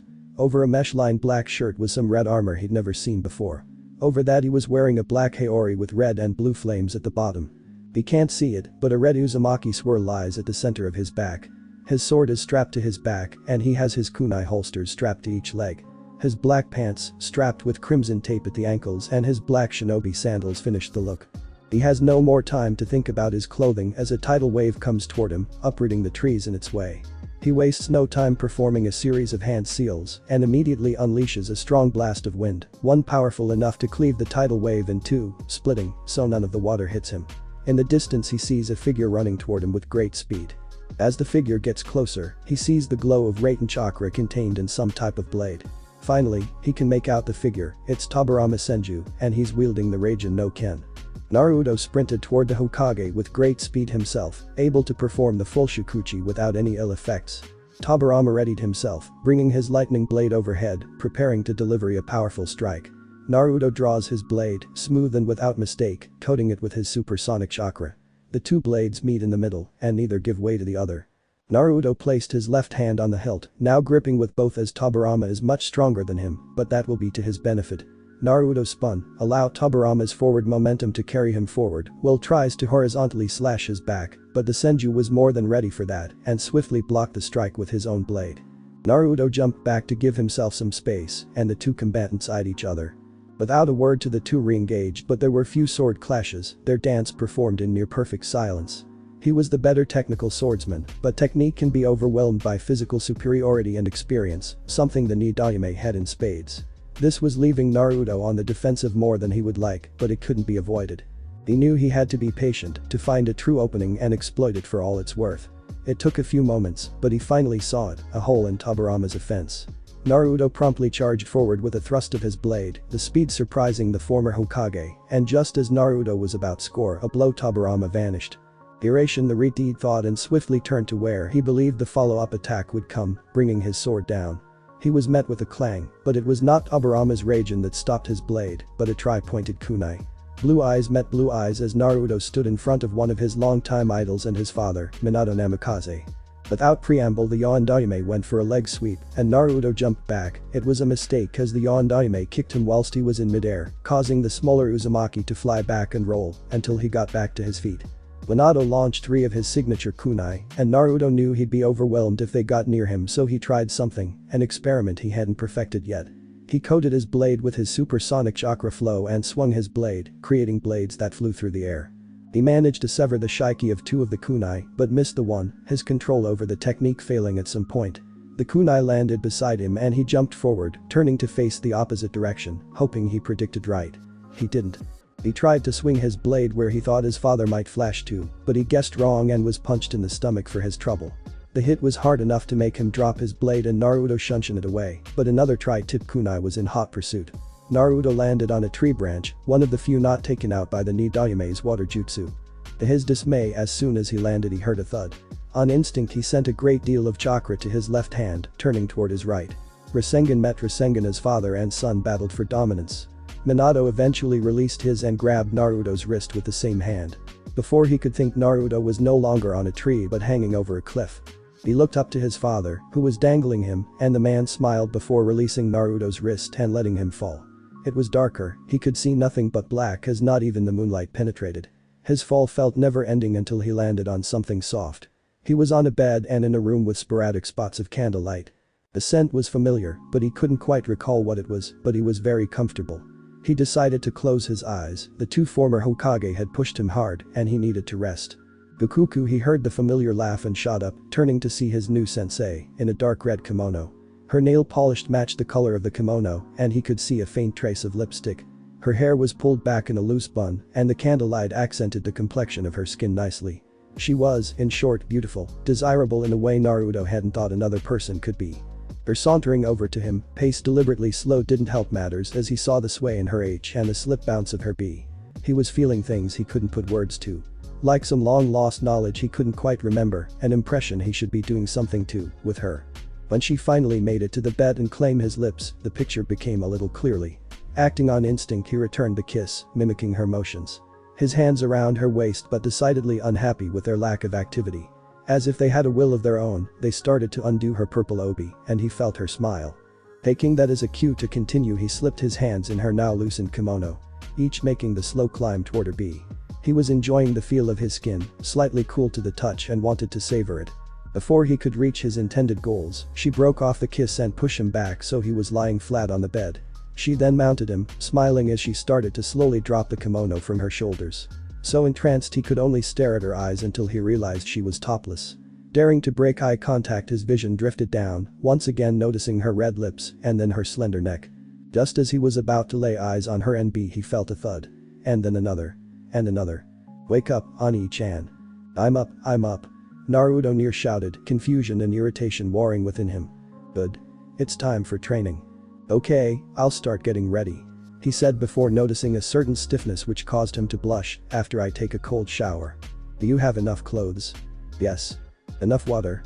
"Yes." "Weapons?" "Yes, yes, and yes. I have enough of everything," Naruto said while rolling his eyes in faux annoyance. Truthfully, he liked the attention and that someone worried enough about him to do all of this. But Tsunade's and Jireya's snickering was of no help at all. Shizune looked at her little brother figure, as if to weigh the truth of his words. She's aware he dabbles in sealing and likely has his equipment there, but he's going to a foreign village in a desert, she feels right to worry. Boink. Taunton says while squirming in Shizune's arms. "I won't forget, Tun-chan," Naruto said. "Alright, brat, go kick some ass. Also, see if you can get some action going," Tsunade said, slipping him some ryo. "Tsunade-sama, that's improper," Shizune scolded and Tsunade just waved her off. Naruto took the money and shot her a wink, no sense in not buttressing his income for this asinine mission. When Orochimaru Shishu informed him he'd be fighting Gaara, he was less than enthused. Especially not in Suna, a place with an excess of sand. He still believes he can beat his Suna counterpart, but he truthfully has little interest in him. Whatever Suna did to Gaara, they broke him and he's more mad dog than shinobi. What value is there in victory over a beast? Naruto's team had said their goodbyes the night before as they had a mission scheduled for today. Kurenai, like Shizune, ran down the list of things he needed to bring and ordered him to stay properly hydrated. Shikamaru wished him luck through a series of troublesomes, and Shino bid him fair travels. The last person he was to speak to was the person that had been training him non-stop for the previous month. Naruto hadn't added much to his ninjutsu arsenal, but he had improved on utilizing them. His lava and ice jutsu still took too much time and lacked proper control to be field ready, but Orochimaru was confident it would come with time. His mornings started with a workout and then a spar with Kimimaro. He has come to like the stoic boy, even if said boy calls him Akagami instead of his name. Though as far as nicknames go, it is pretty benign. From there he'd eat and then start on his instruction from Orochimaru. More than anything, she was preparing him to face the Akatsuki members, and while he couldn't match their power, he could out-strategize them with her knowledge of their abilities. Various scenarios were covered for each of the known members, and some tentative plans were created. He'd have to develop some more jutsu to handle them, but he was confident he'd be as ready as he could be when the time came. After the study session, she'd work on his various skills, helping him grow more comfortable with his mother's kenjutsu style or other things like predicting behavior from body language. She even started teaching him some of her hibi style, though he'd have to get much more flexible to really incorporate it. That would usually go on until late afternoon and he was free for the evening. He'd spend an hour absorbing the information from his shadow clones, learning from the materials his mother stored in their vault, which was really just a sealing array that could be accessed from multiple points if you knew the array and had the right chakra signature. Once he'd done that and meditated, he'd release the resistance seals as he only wore them during the day or when training and go visit his team or spend time with Teiwaya and Karen. The three finally decided on a design for their house future compound, and it would be located by the mask storage temple. Because of the security seals Naruto planned to incorporate along with some other features, the building would take a while, but it'd be worth it when it was all said and done. It had been a good month all told. He was gaining experience, refining his skills. Yep, everything was good. Except the repeated sex dreams he was having about Orochimaru. They didn't happen nightly, but each time got more graphic, and making eye contact with her the next morning was incredibly awkward for the Uzumaki. The only reason he managed to do so was out of fear where his traitorous eyes might drift to if left to their own devices.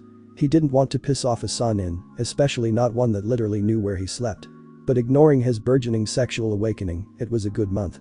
I expect you to win. Orochimaru relayed while stroking his whiskered cheek. He fought back the knee-jerk reaction that came from people doing that, something he hadn't learned until Shizune did it after his mission to Ishval. Baddest ninja do not purr. He just knew his father wouldn't, and he'd be no different. Hi. Was the muted response. And don't do anything perverted with Jiraiya. Hi.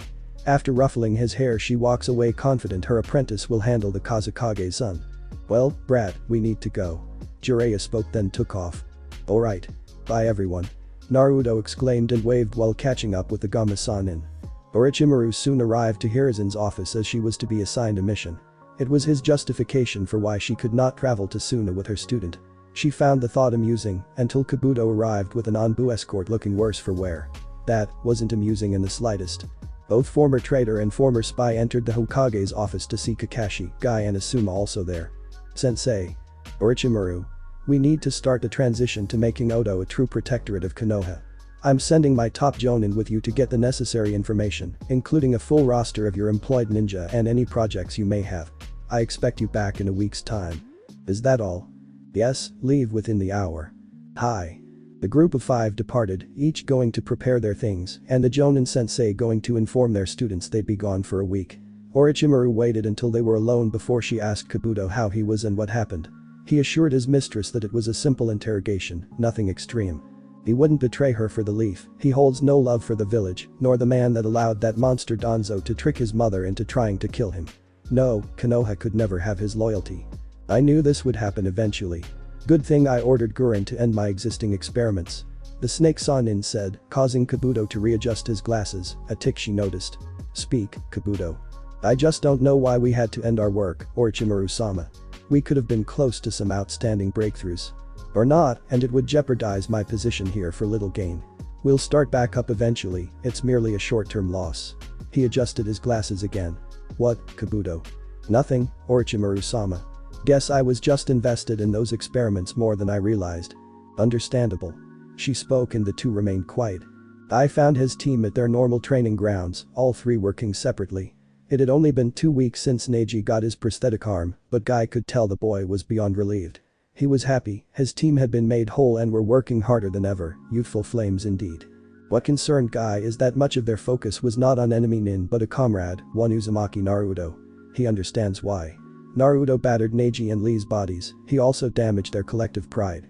They assumed they were the strongest genin in the village, and rightfully so as Naruto was a genin in name only. But their defeats, the maiming and near murder, are forever etched in their memories. On one hand, Guy wants to help them get over their near hatred for Naruto. By shinobi standards he did nothing wrong and they need to understand this, especially if Sandaime-sama orders them to participate in the AIM invasion. They may have to work with Naruto, be led by him, and there won't be time for squabbles when real enemies are afoot. It may cost them their careers or their lives. But there is another part of him that wants them to keep this drive, as it may leave them to be as prepared for what is coming as anything else. It's a fine line, and the normally boisterous Jonin is at a loss of what to do. Yosh, my youthful students fall in. He shouted and awaited for them to do as instructed. Once they did, Guy proceeded to tell them of his mission to Odo and that he'd be gone for a week. He instructed them to continue their training and he'd see them soon. Wait, sensei. Isn't Orochimaru the Uzumaki bastard sensei? Is he going as well? Asked Tenten. No, Naruto has been assigned another mission in Suna. It appears the youthful Kazekage desires to see the match that would have been the Chunin exam finals. Oh, well I hope he isn't grievously injured by that lunatic. Tenten replied.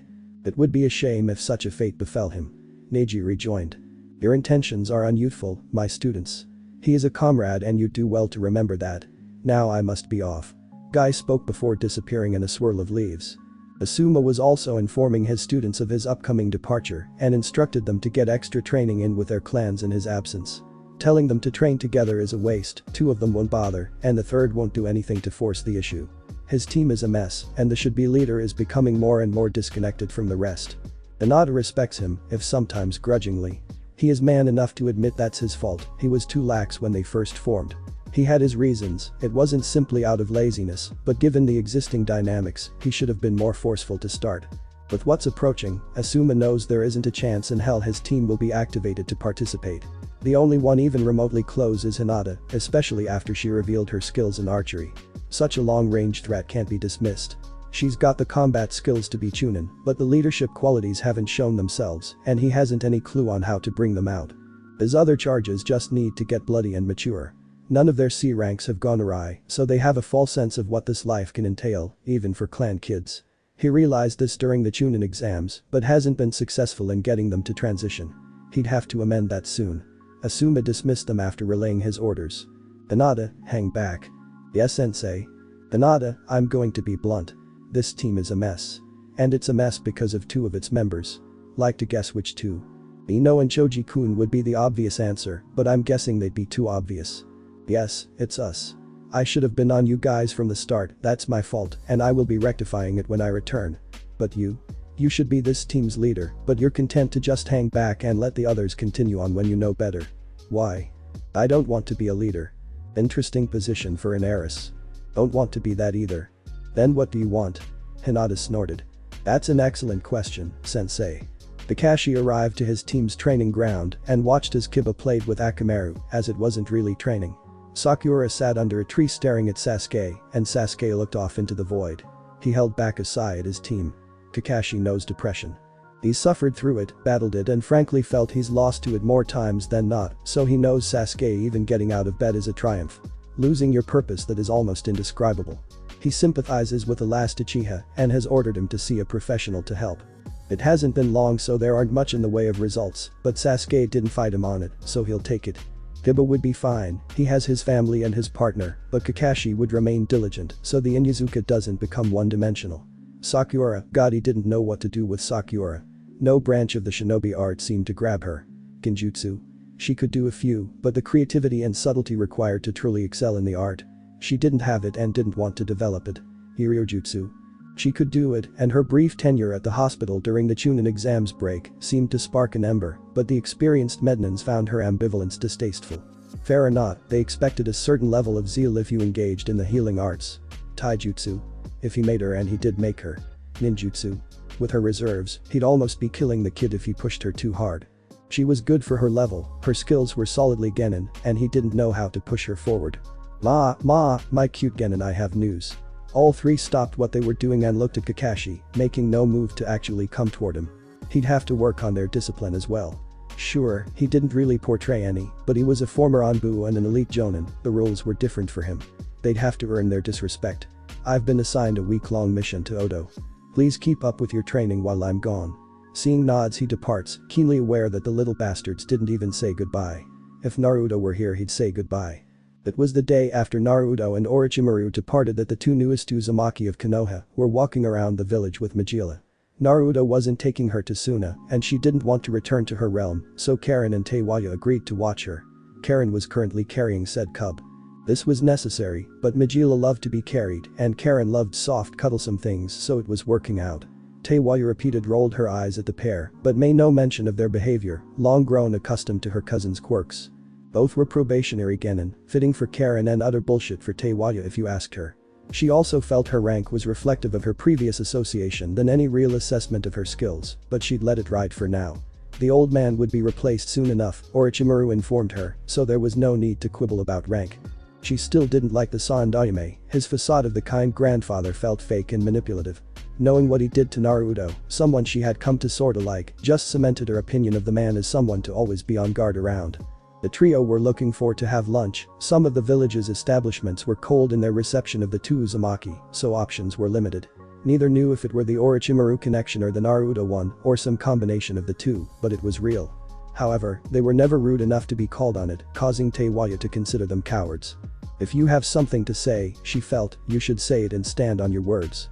The Uzumaki and summon settled on a sushi restaurant that serves them and leaves them in peace, none of the staff batting an eye at the inclusion of the panther cub. The restaurant had the choice between a counter service or sitting at a booth. The girls selected a corner booth as to not draw attention to themselves, no more than the talking animal would anyway. The three sat down and were enjoying their meal before they were interrupted by two kunoichi. Ino Yamanaka was a gossip. She'd admit as much with no shame. Her parents encouraged this as they felt it would passively increase her information gathering skills. The problem was they never reinforced limits nor boundaries. This made Ino come off like a nosy busybody with no respect for other people's private information. So, when she saw the two Redeed kunoichi sit at a booth, she knew they were from the newly recognized clan. The clan that had a former classmate as its head. But she didn't know much outside of that and could not accept such an oversight. So without all the unearned confidence that youth provides, Ino approached the table. Perrin, being a censor, noticed the two kunoichi approaching first. She didn't feel any hostility coming from them, but was still ill at ease with them. Teiwaya soon picked up on it as well but continued eating, confident if the two wanted trouble she'd give them all they could handle, and then some. Majila was enjoying her meal and not really concerned about anything else. "Hi, I'm Ino Yamanaka and this is Sakura Haruno, who might you be?" she said, making an introduction. "Perrin." "Teiwaya." Majila kept eating. "Are you guys new to the village? I haven't seen you around before." "Yes." Teiwaya answered tersely. "Where are you from originally?" Ino continued, hoping to get them to open up. "Why?" asked Karen. "I just want to get to know you, we don't have a lot of kunoichi around our age, and thought maybe you guys could be our friends." "No, that'll never happen," Teiwaya replied. "Why?" Sakura spoke for the first time, confused by the antipathy of the girls. Teiwaya patted Majila on the head to get her attention. "Who are these girls, Mags?" Teiwaya asked. "Oh, they were classmates with Ani-chan before he graduated ahead of them. The blonde one told the pink one not to be his friend because he was bad." Ino and Sakura both looked down in shame. "May not have known shit headlong, but we both know enough to not to want to associate with someone who would do that to our clansmen." Teiwaya rejoined. "I was 6. I didn't know Naruto, but everyone said he was bad. Don't care." Ino was speechless at the dismissal, turning to walk away in disbelief. Sakura followed her, and both girls departed from the restaurant. Ino hadn't thought about how she'd met Sakura in years, the two having a falling out some years ago, and only now, after graduation, had they started to mend their severed bond. As an admitted gossip, it never really dawned on Ino how curious she'd been about Naruto until recently. She'd readily believed the schoolyard consensus that he was a bad child, and the reactions from her academy sensei did nothing to disabuse her of that notion. Not even after he graduated, as many assumed he simply dropped out. Not until he wound up on Team 8 did anyone even think or mention him, and learning he'd been on the reserves for 3 years made everyone assumed he was just a dead last. Shikamaru tried to tell her differently, but Ino chalked it up to him not wanting the taint of Naruto's ineptitude. After the Chunin exam prelims, Ino was shocked at Naruto's skill with a sword, but hadn't been overly impressed with his opponent, so really thought nothing of it. Him breezing through the finals and being acknowledged as a clan heir are what finally stoked Ino's interest in the Redeed. Shikamaru was no help, he wouldn't divulge anything about his teammate, and when she asked why he just muttered troublesome and walked away.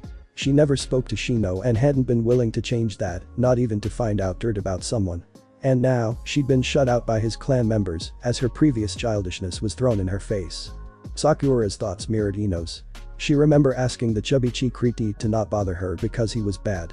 She remembers, vaguely, how hurt her looked, but he never attempted to speak to her again. Even during the few joint team functions he made no effort to talk to her or acknowledge she was even there. She never minded it as most of her attention was dedicated to Sasuke. She knew Kakashi-sensei had some kind of previous relationship with him, having mentioned Naruto a time or two, but it was clear he thought highly of the rookie Chunin. Apparently, his opinion of her was so negative that his clan members wouldn't even consider her someone worth knowing, if for no other reason than to get their own impression of her. That made her angry. The two Uzumaki continued to enjoy their meal, both with smirks on their faces. Truthfully, Teiwaya didn't give two shits about occurrences of childish groupthink. When Majila relayed the information on some of the girls of note around Naruto's age, even she made it clear that while Naruto was hurt initially he simply focused on developing himself. It wasn't some long internalized personal slight. They didn't want to know him so he just learned to not care. However, orders were orders. To Teiwaya's interpretation, Orochimaru-sama ordered her and Karen to keep any too curious or openly interested cunt away from Naruto. And she would, as well she may like Naruto she fears and respects Orochimaru-sama and wouldn't betray her. Karen wouldn't either. 2 days later found the team for Konoha outside the walls of Odo. Odo was interesting in that it looked like Konoha. The buildings were not built as tall, but you wouldn't know it was a shinobi village from the look. And that was by design. The real shinobi affairs happened in the underground facilities, and they were numerous. Asuma was awed by it all. The labyrinth of tunnels and subterranean levels was impressive and confusing. The Odo ninja were professional enough, but there was a clear tinge of fear as Orochimaru walked past. Asuma had not wanted to go on this mission. Not even a little. He, like Jiraiya, had always been jealous of his father's relationship with Orochimaru. How his father praised her natural genius, almost in contrast to criticism and Asuma's lack thereof. He hadn't known why his father suddenly distanced himself from his student, but clearly something had happened. He's always been uncomfortable around each of the Sannin, feeling they were the children his father truly wished he'd had. It may have been immature and incorrect, but it's how he felt. His father allowing Orochimaru to flee after her crimes just solidified that for him. They were, simply, held to a different standard. It was unfair and maddening. So, he really didn't want to be here. Didn't feel he needed to be here, but when he recalled Kurenai's worries over the Snake Sannin's designs on Naruto, he changed his mind. Deciphering the schemes and plots of Orochimaru is likely impossible for anyone with a less than genius intellect and some knowledge of how her mind works, but any information would be better than none. And given how her village looked, Asuma was confused as to why she'd want to come back. Only a handful of Konoha shinobi could be a threat to her, so it couldn't have been the missing nin status. But it couldn't have just been Naruto, Asuma thought. Hoped, actually. The four Konoha nin entered an office, and Orochimaru was immediately greeted by the woman sitting at the desk. The office was planned, some shelving throughout with books and file folders. 2 chairs on the opposite side of the desk the woman was sitting, and the desk was large, but not overly ornate. Not what the Konoha team expected from Orochimaru. Orochimaru-sama, the woman said, while getting up. No need to get up, Guren-chan. Do you have all the information these upstanding Konoha jonin require? Hi, there are copies for each in their rooms. Efficient as always. Well, gentlemen, I'm sure Guren has arranged for someone to show you to your rooms. I have other things to see to, so I'll see you when we depart. What if we have questions? I'm sure Guren-chan can help you with whatever you need, Asuma. She said as she exited the office. The 3 men waited for their guide, and once he arrived, they too left from the office. Orochimaru was pleased to see most of her experiments had been more or less erased. It'd take time for that to happen at all of her bases, but Kimimura was on the job, and with Yugo and Sujetsu aiding him, it shouldn't take long. She knew her sensei would attempt to find something, anything that would upend her agreement with the daimyo. She'd prepared for that and other eventualities. He was so far behind the game he'd never be able to take the initiative. She wished she could take more credit for engineering his fall from grace, but it just so happens her schemes and Tsunade's actions coincided, but she had her part, so it was enough. Once removed from power, he wouldn't be a complete non-threat, but he'd certainly be a far less formidable one. She sometimes wondered if his disgrace was enough. Every member of a clan would know, so non-clan shinobi may through gossip, but had it gone far enough? Could he stand to lose more, she wondered. Kabuto had reported that Hiruzen and Asuma were getting closer, rebuilding their fractured relationship. Why should she allow that? Why should she allow him any comfort? No, his life was to be one of mounting indignities until they crushed him or he died. She knew what she had to do. Asuma had been thoroughly going over the information provided to him, taking special care to not burn any of the documents as he smoked. He appreciated that the room had seals that absorbed smoke. A queen-size bed, a desk and his own personal bathroom. Not much, but he's had worse accommodations, certainly. He stopped reading when he heard the knock at his door and answered it, palming a trench knife behind his back. One he gripped even more tightly when he saw who was at the door. Can I help you? Fukuku, I was hoping we could talk for a bit. Is that okay, Asuma-kun? He wanted to say no, but realized her asking was just out of politeness, so he opened the door fully and allowed her in, sliding his knife back in his holster. What can I do for you? He said, walking back to the bed. Orochimaru stayed standing facing him. I'm curious about you, Asuma. I've known you for years, but I don't really know you. What makes you tick? What gets you up in the morning? Why did you join this mission? I have no idea about any of it. I highly doubt that. I'm sure someone of your genius could read me like an open book. He said between drags of his cigarette. Fukuku, you flatter. Smooth just like sensei. How are things going with Ms. Yuhi? That would be private, and why would you care? Why wouldn't I? She's Naruto-kun sensei, so her life may affect his. Just concerned for your student. Is that not enough? Would you like me to be interested in you, Asuma? No, I'm fine. One woman is more than enough for me. Sensei used to say that, until he didn't. What's that supposed to mean? Look, Asuma, you'll do what you want to do, but if you leave Yuhi-chan distraught, that may negatively impact Naruto-kun, and I can't have that. If you're just going to run around, then find someone else. For once, be better than your father. Are you saying my father had an affair behind my mother's back? Yay, right. Not the Honorable Sarutobi Hiruzen. Not in 1,000 years. You sure about that? Positive. And if he had, there's no way he'd let you know about it. Unless. Asuma said and squinted at the Sanin until the light switched on. No, I don't believe. I will never believe that. You don't have to, he's not why I'm here. Just be responsible, and if not, at least don't force her to abort the baby. Be better than your father in that regard. Orochimaru spat and vacated the room. She grinned all the way down the hallway.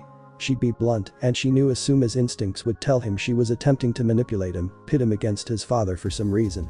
He wouldn't allow that, but she didn't need him to be disloyal, just distant. He may serve his father, but he wouldn't trust him, not for a while.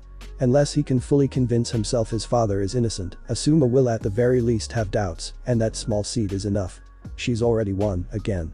The sun had only recently set, and yet the temperature change was immediate.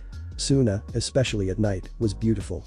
Not the same way Konoha was, admittedly, but there was a stillness that was often hard to find in his home village. The air wasn't as crisp, feeling drying, but it was pleasing all the same. Naruto was sitting on the roof of his inn, taking in the village. The Konoha duo just arrived earlier today. The match was scheduled for tomorrow in their Chunin exam arena, and they were slated to leave the day after, health provided. Traveling with Jiraiya was fine.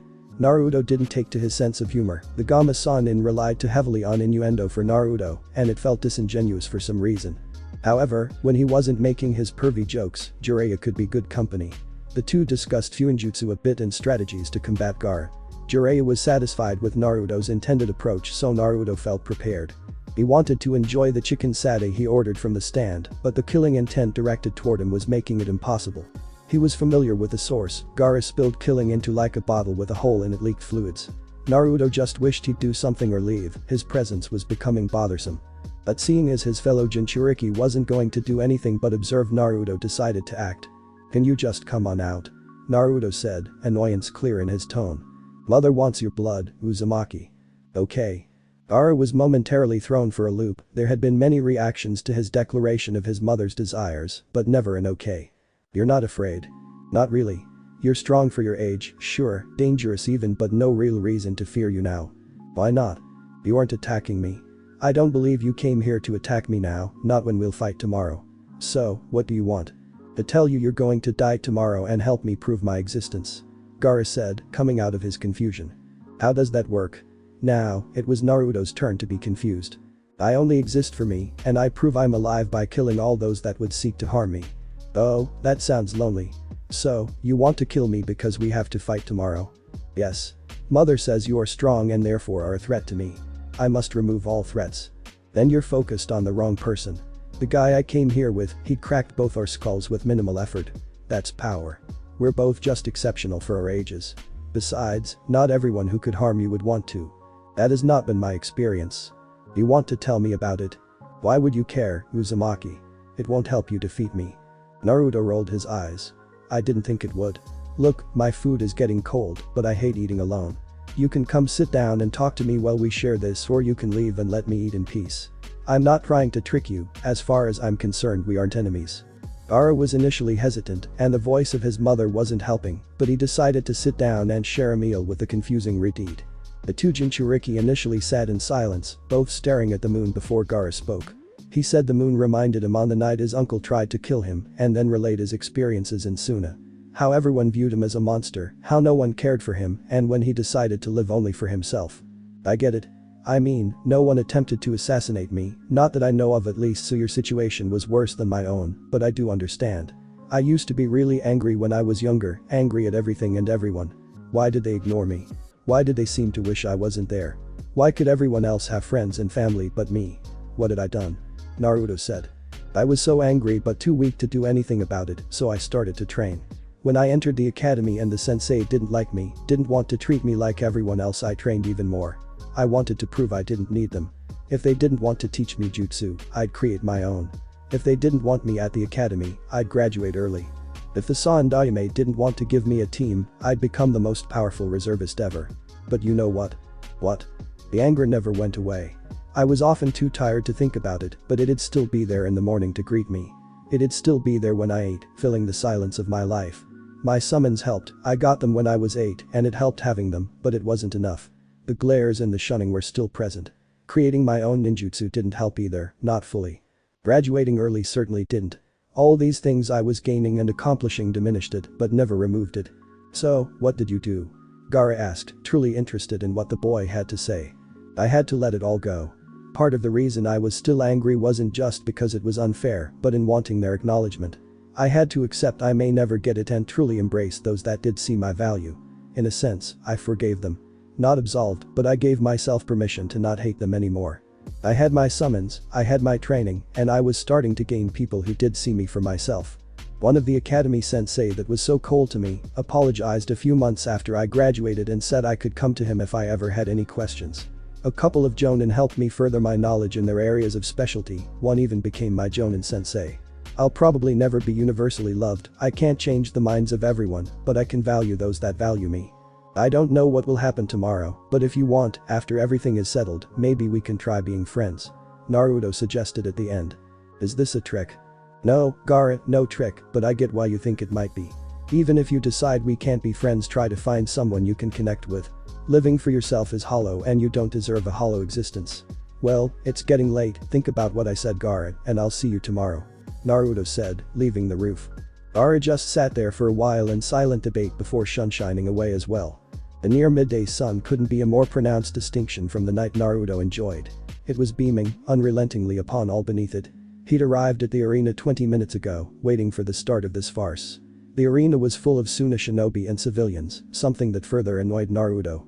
He'd be going to war with an organization of S-rank shinobi soon, so of course he'd want to broadcast his techniques to any so inclined to see them. This was so very stupid. Not that Gaara wasn't a challenging opponent, he'd have to stay sharp to avoid getting seriously injured, it just seemed pointless.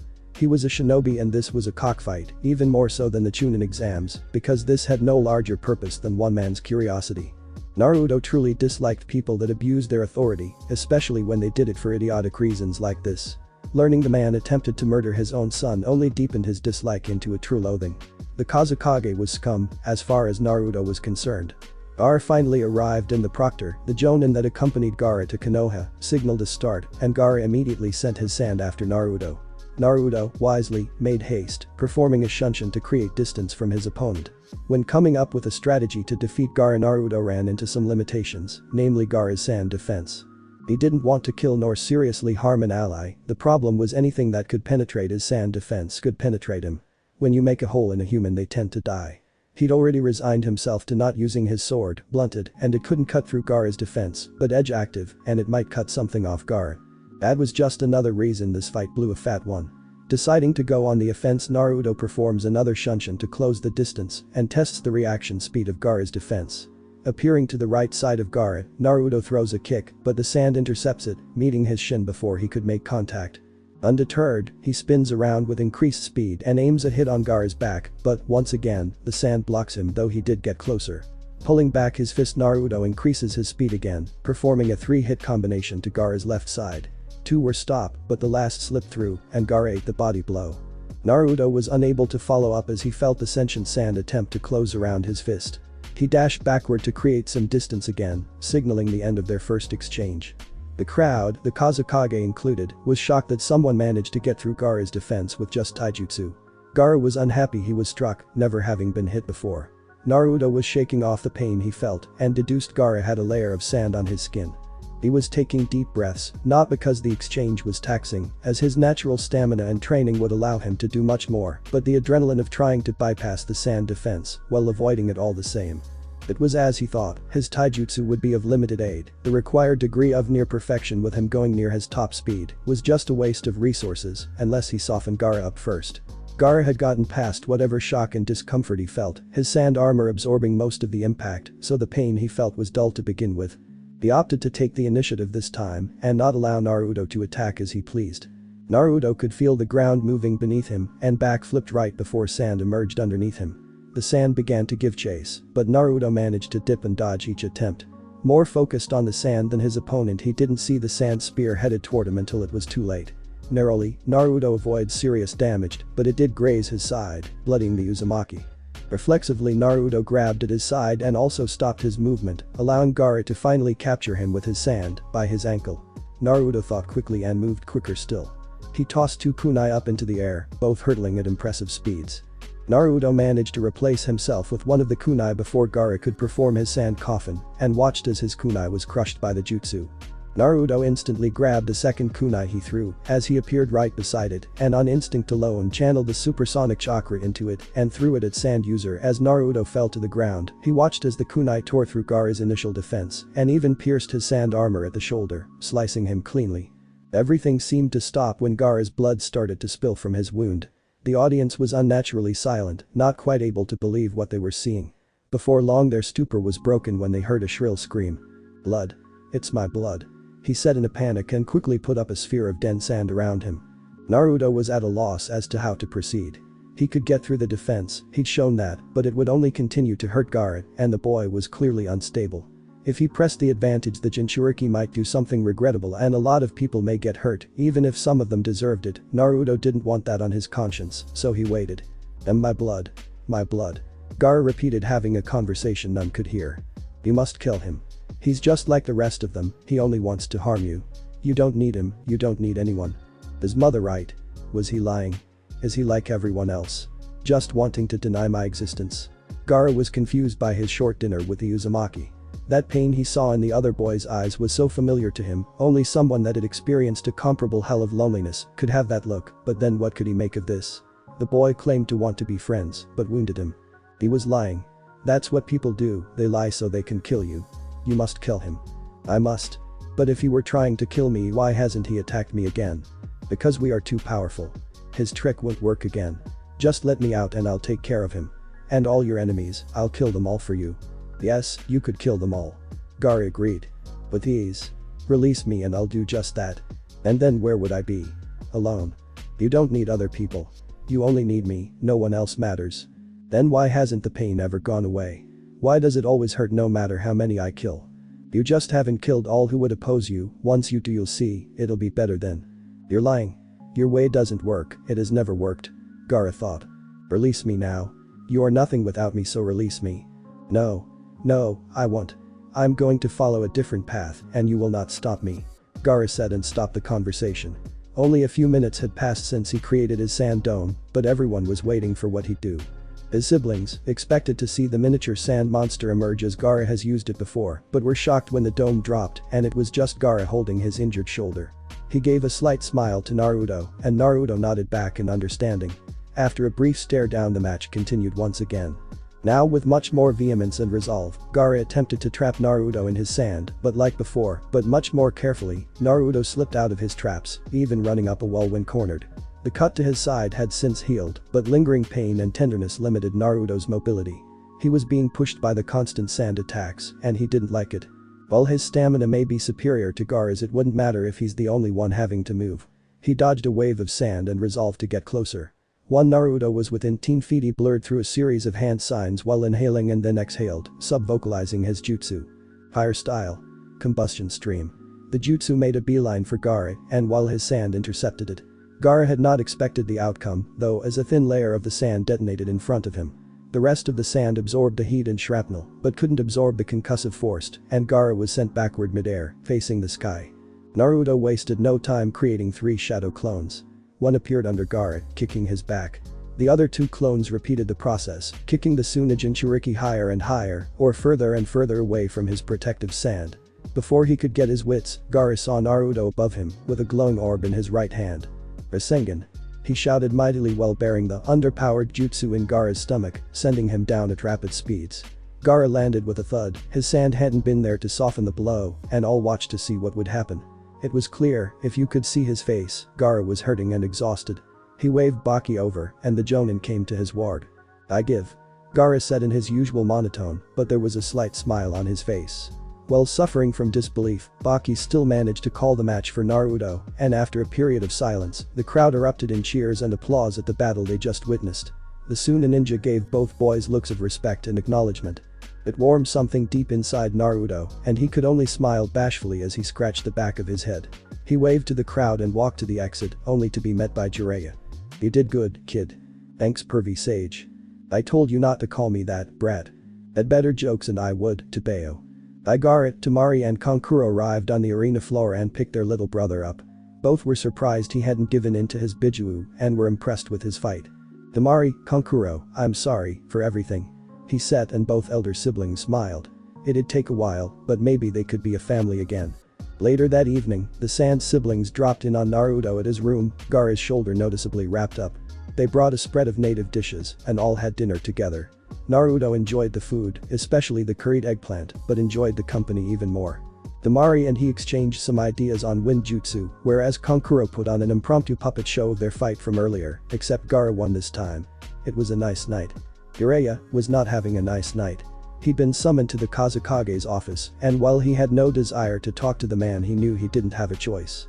Kage were a lot of things, but rarely were they dull and joyless. Rasa was. A hard man that thought being a hard man was a personality.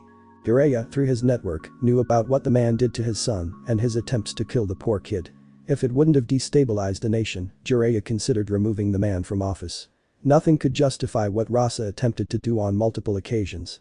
He arrived to the office with little fanfare, Rasa only lifting his head as an acknowledgement that Jiraiya was there. He then handed Jiraiya a file folder.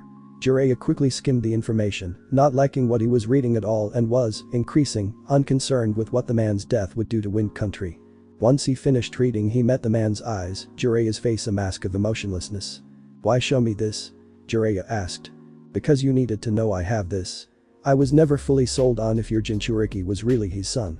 The facts my spies were able to gather suggested as much and your interest in him did as well, but seeing him fight, it just felt like Minato. Naruto fights nothing like Minato, I should know seeing as how I trained him from a genin. You're right, their styles are nothing alike, but there's an intensity of focus there. Even if the boy never knew a single one of his father's infamous jutsu, in Suna we believe the blood will tell. Given how Minato's and my reign as a Kage were similar, I wanted to see who created the superior weapon. It appears the fourth Hokage bested me. I'm not confirming Naruto is Minato's son, but I will tell you Minato didn't seal the Kyuubi in Naruto to make him a weapon." Sure, Jiraiya. He was too noble for that. You still haven't told me what you want. Now? Nothing. But we are due to renegotiate our alliance a few months after your planned AIM invasion. I just want you to know I have options, and as much as Iwa may hate Suna, they hate Minato Namikaze 1000 times more. I won't be screwed over by Konoha again, Jiraiya. Tell your son Daime that and you can keep that file. I have copies. Jiraiya simply took the file and left. The next morning the Sand siblings bid Naruto a fond farewell, and he did the same, delighted he may have made 3 new friends. As they traveled back, Naruto could tell something was bothered Jiraiya. His jokes were even more forced, but even as Naruto called him out on his act, Jiraiya wouldn't divulge any details, so he let up but was worried about his godfather. When the pair arrived back to Konoha, Naruto made a beeline toward the Hokage Tower and Jiraiya off to parts unknown. Naruto was motivated by something Gaara said during their parting. "Naruto, it is admirable you let go of your hatred, but the villagers were wrong. Well, revenge is hollow, accountability is not. You deserve justice, my friend." He'd never really considered making the villagers pay after he'd resolved to move past his anger and resentment. He simply didn't know how to do so with the means available to him. He thought about and on the last night of the trip it occurred to him what he needed to do. Some may hate him for it, some may call it petty, but Naruto was confident it was the right thing to do. He wasted no time arriving at the Hokage's office and gave his debrief, giving a detailed description of the fight. The old man seemed pleased with his win, but truthfully, Naruto didn't care how he felt about anything. As soon as his debrief concluded, Naruto started in on his second bit of business. "Sandaime-sama, I speak to you now as the heir of the Uzumaki clan, as I have an official request." Hiruzen looked confused as to what clan business Naruto could have, but hoped it wasn't anything too serious. After his fight with Asuma, he just didn't want any more bad news. "What is it, Naruto-kun?" "I'd like my clan's crest removed from all Jonin and Chunin vests and anything else he may have appeared on. I'm revoking Konoha's privilege of bearing it as a sign of friendship. Konoha hasn't been a friend to the Uzumaki in some time." Hiruzen could only pinch his nose as the headache this was going to cause. Jiraiya hadn't just drifted off when he returned, he too had a destination in mind. He didn't like Rasa's threat. True, any Kage would attempt to strengthen their negotiating position to do better for their village, so in that regard, he couldn't fault Rasa. But he was holding a knife to Naruto's throat, and that Jiraiya would never abide. He resolved to not tell the old man what Rasa had. If his plan worked out, the issue would be resolved before it ever came up.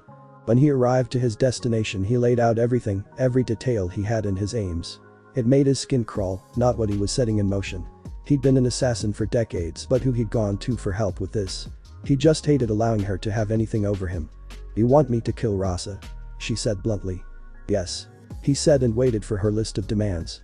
It was going to be painful, and he prepared for her to take a pound of flesh. Okay. Okay. Yes, okay.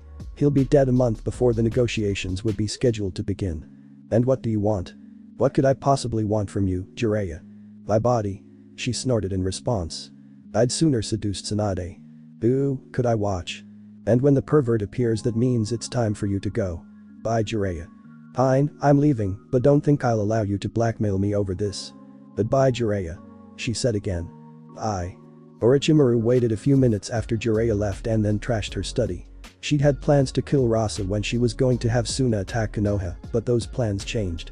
Now he's made himself an obstacle to her plans, and that simply could not be tolerated. Rasa would never see his children reach adulthood, and all because he dared to threaten Naruto. Thank you for watching. I hope you all enjoyed the story. If you did, please like the video. Also consider subscribing and sharing this with your friends. This will really mean a lot for me. I'll see you in the next one.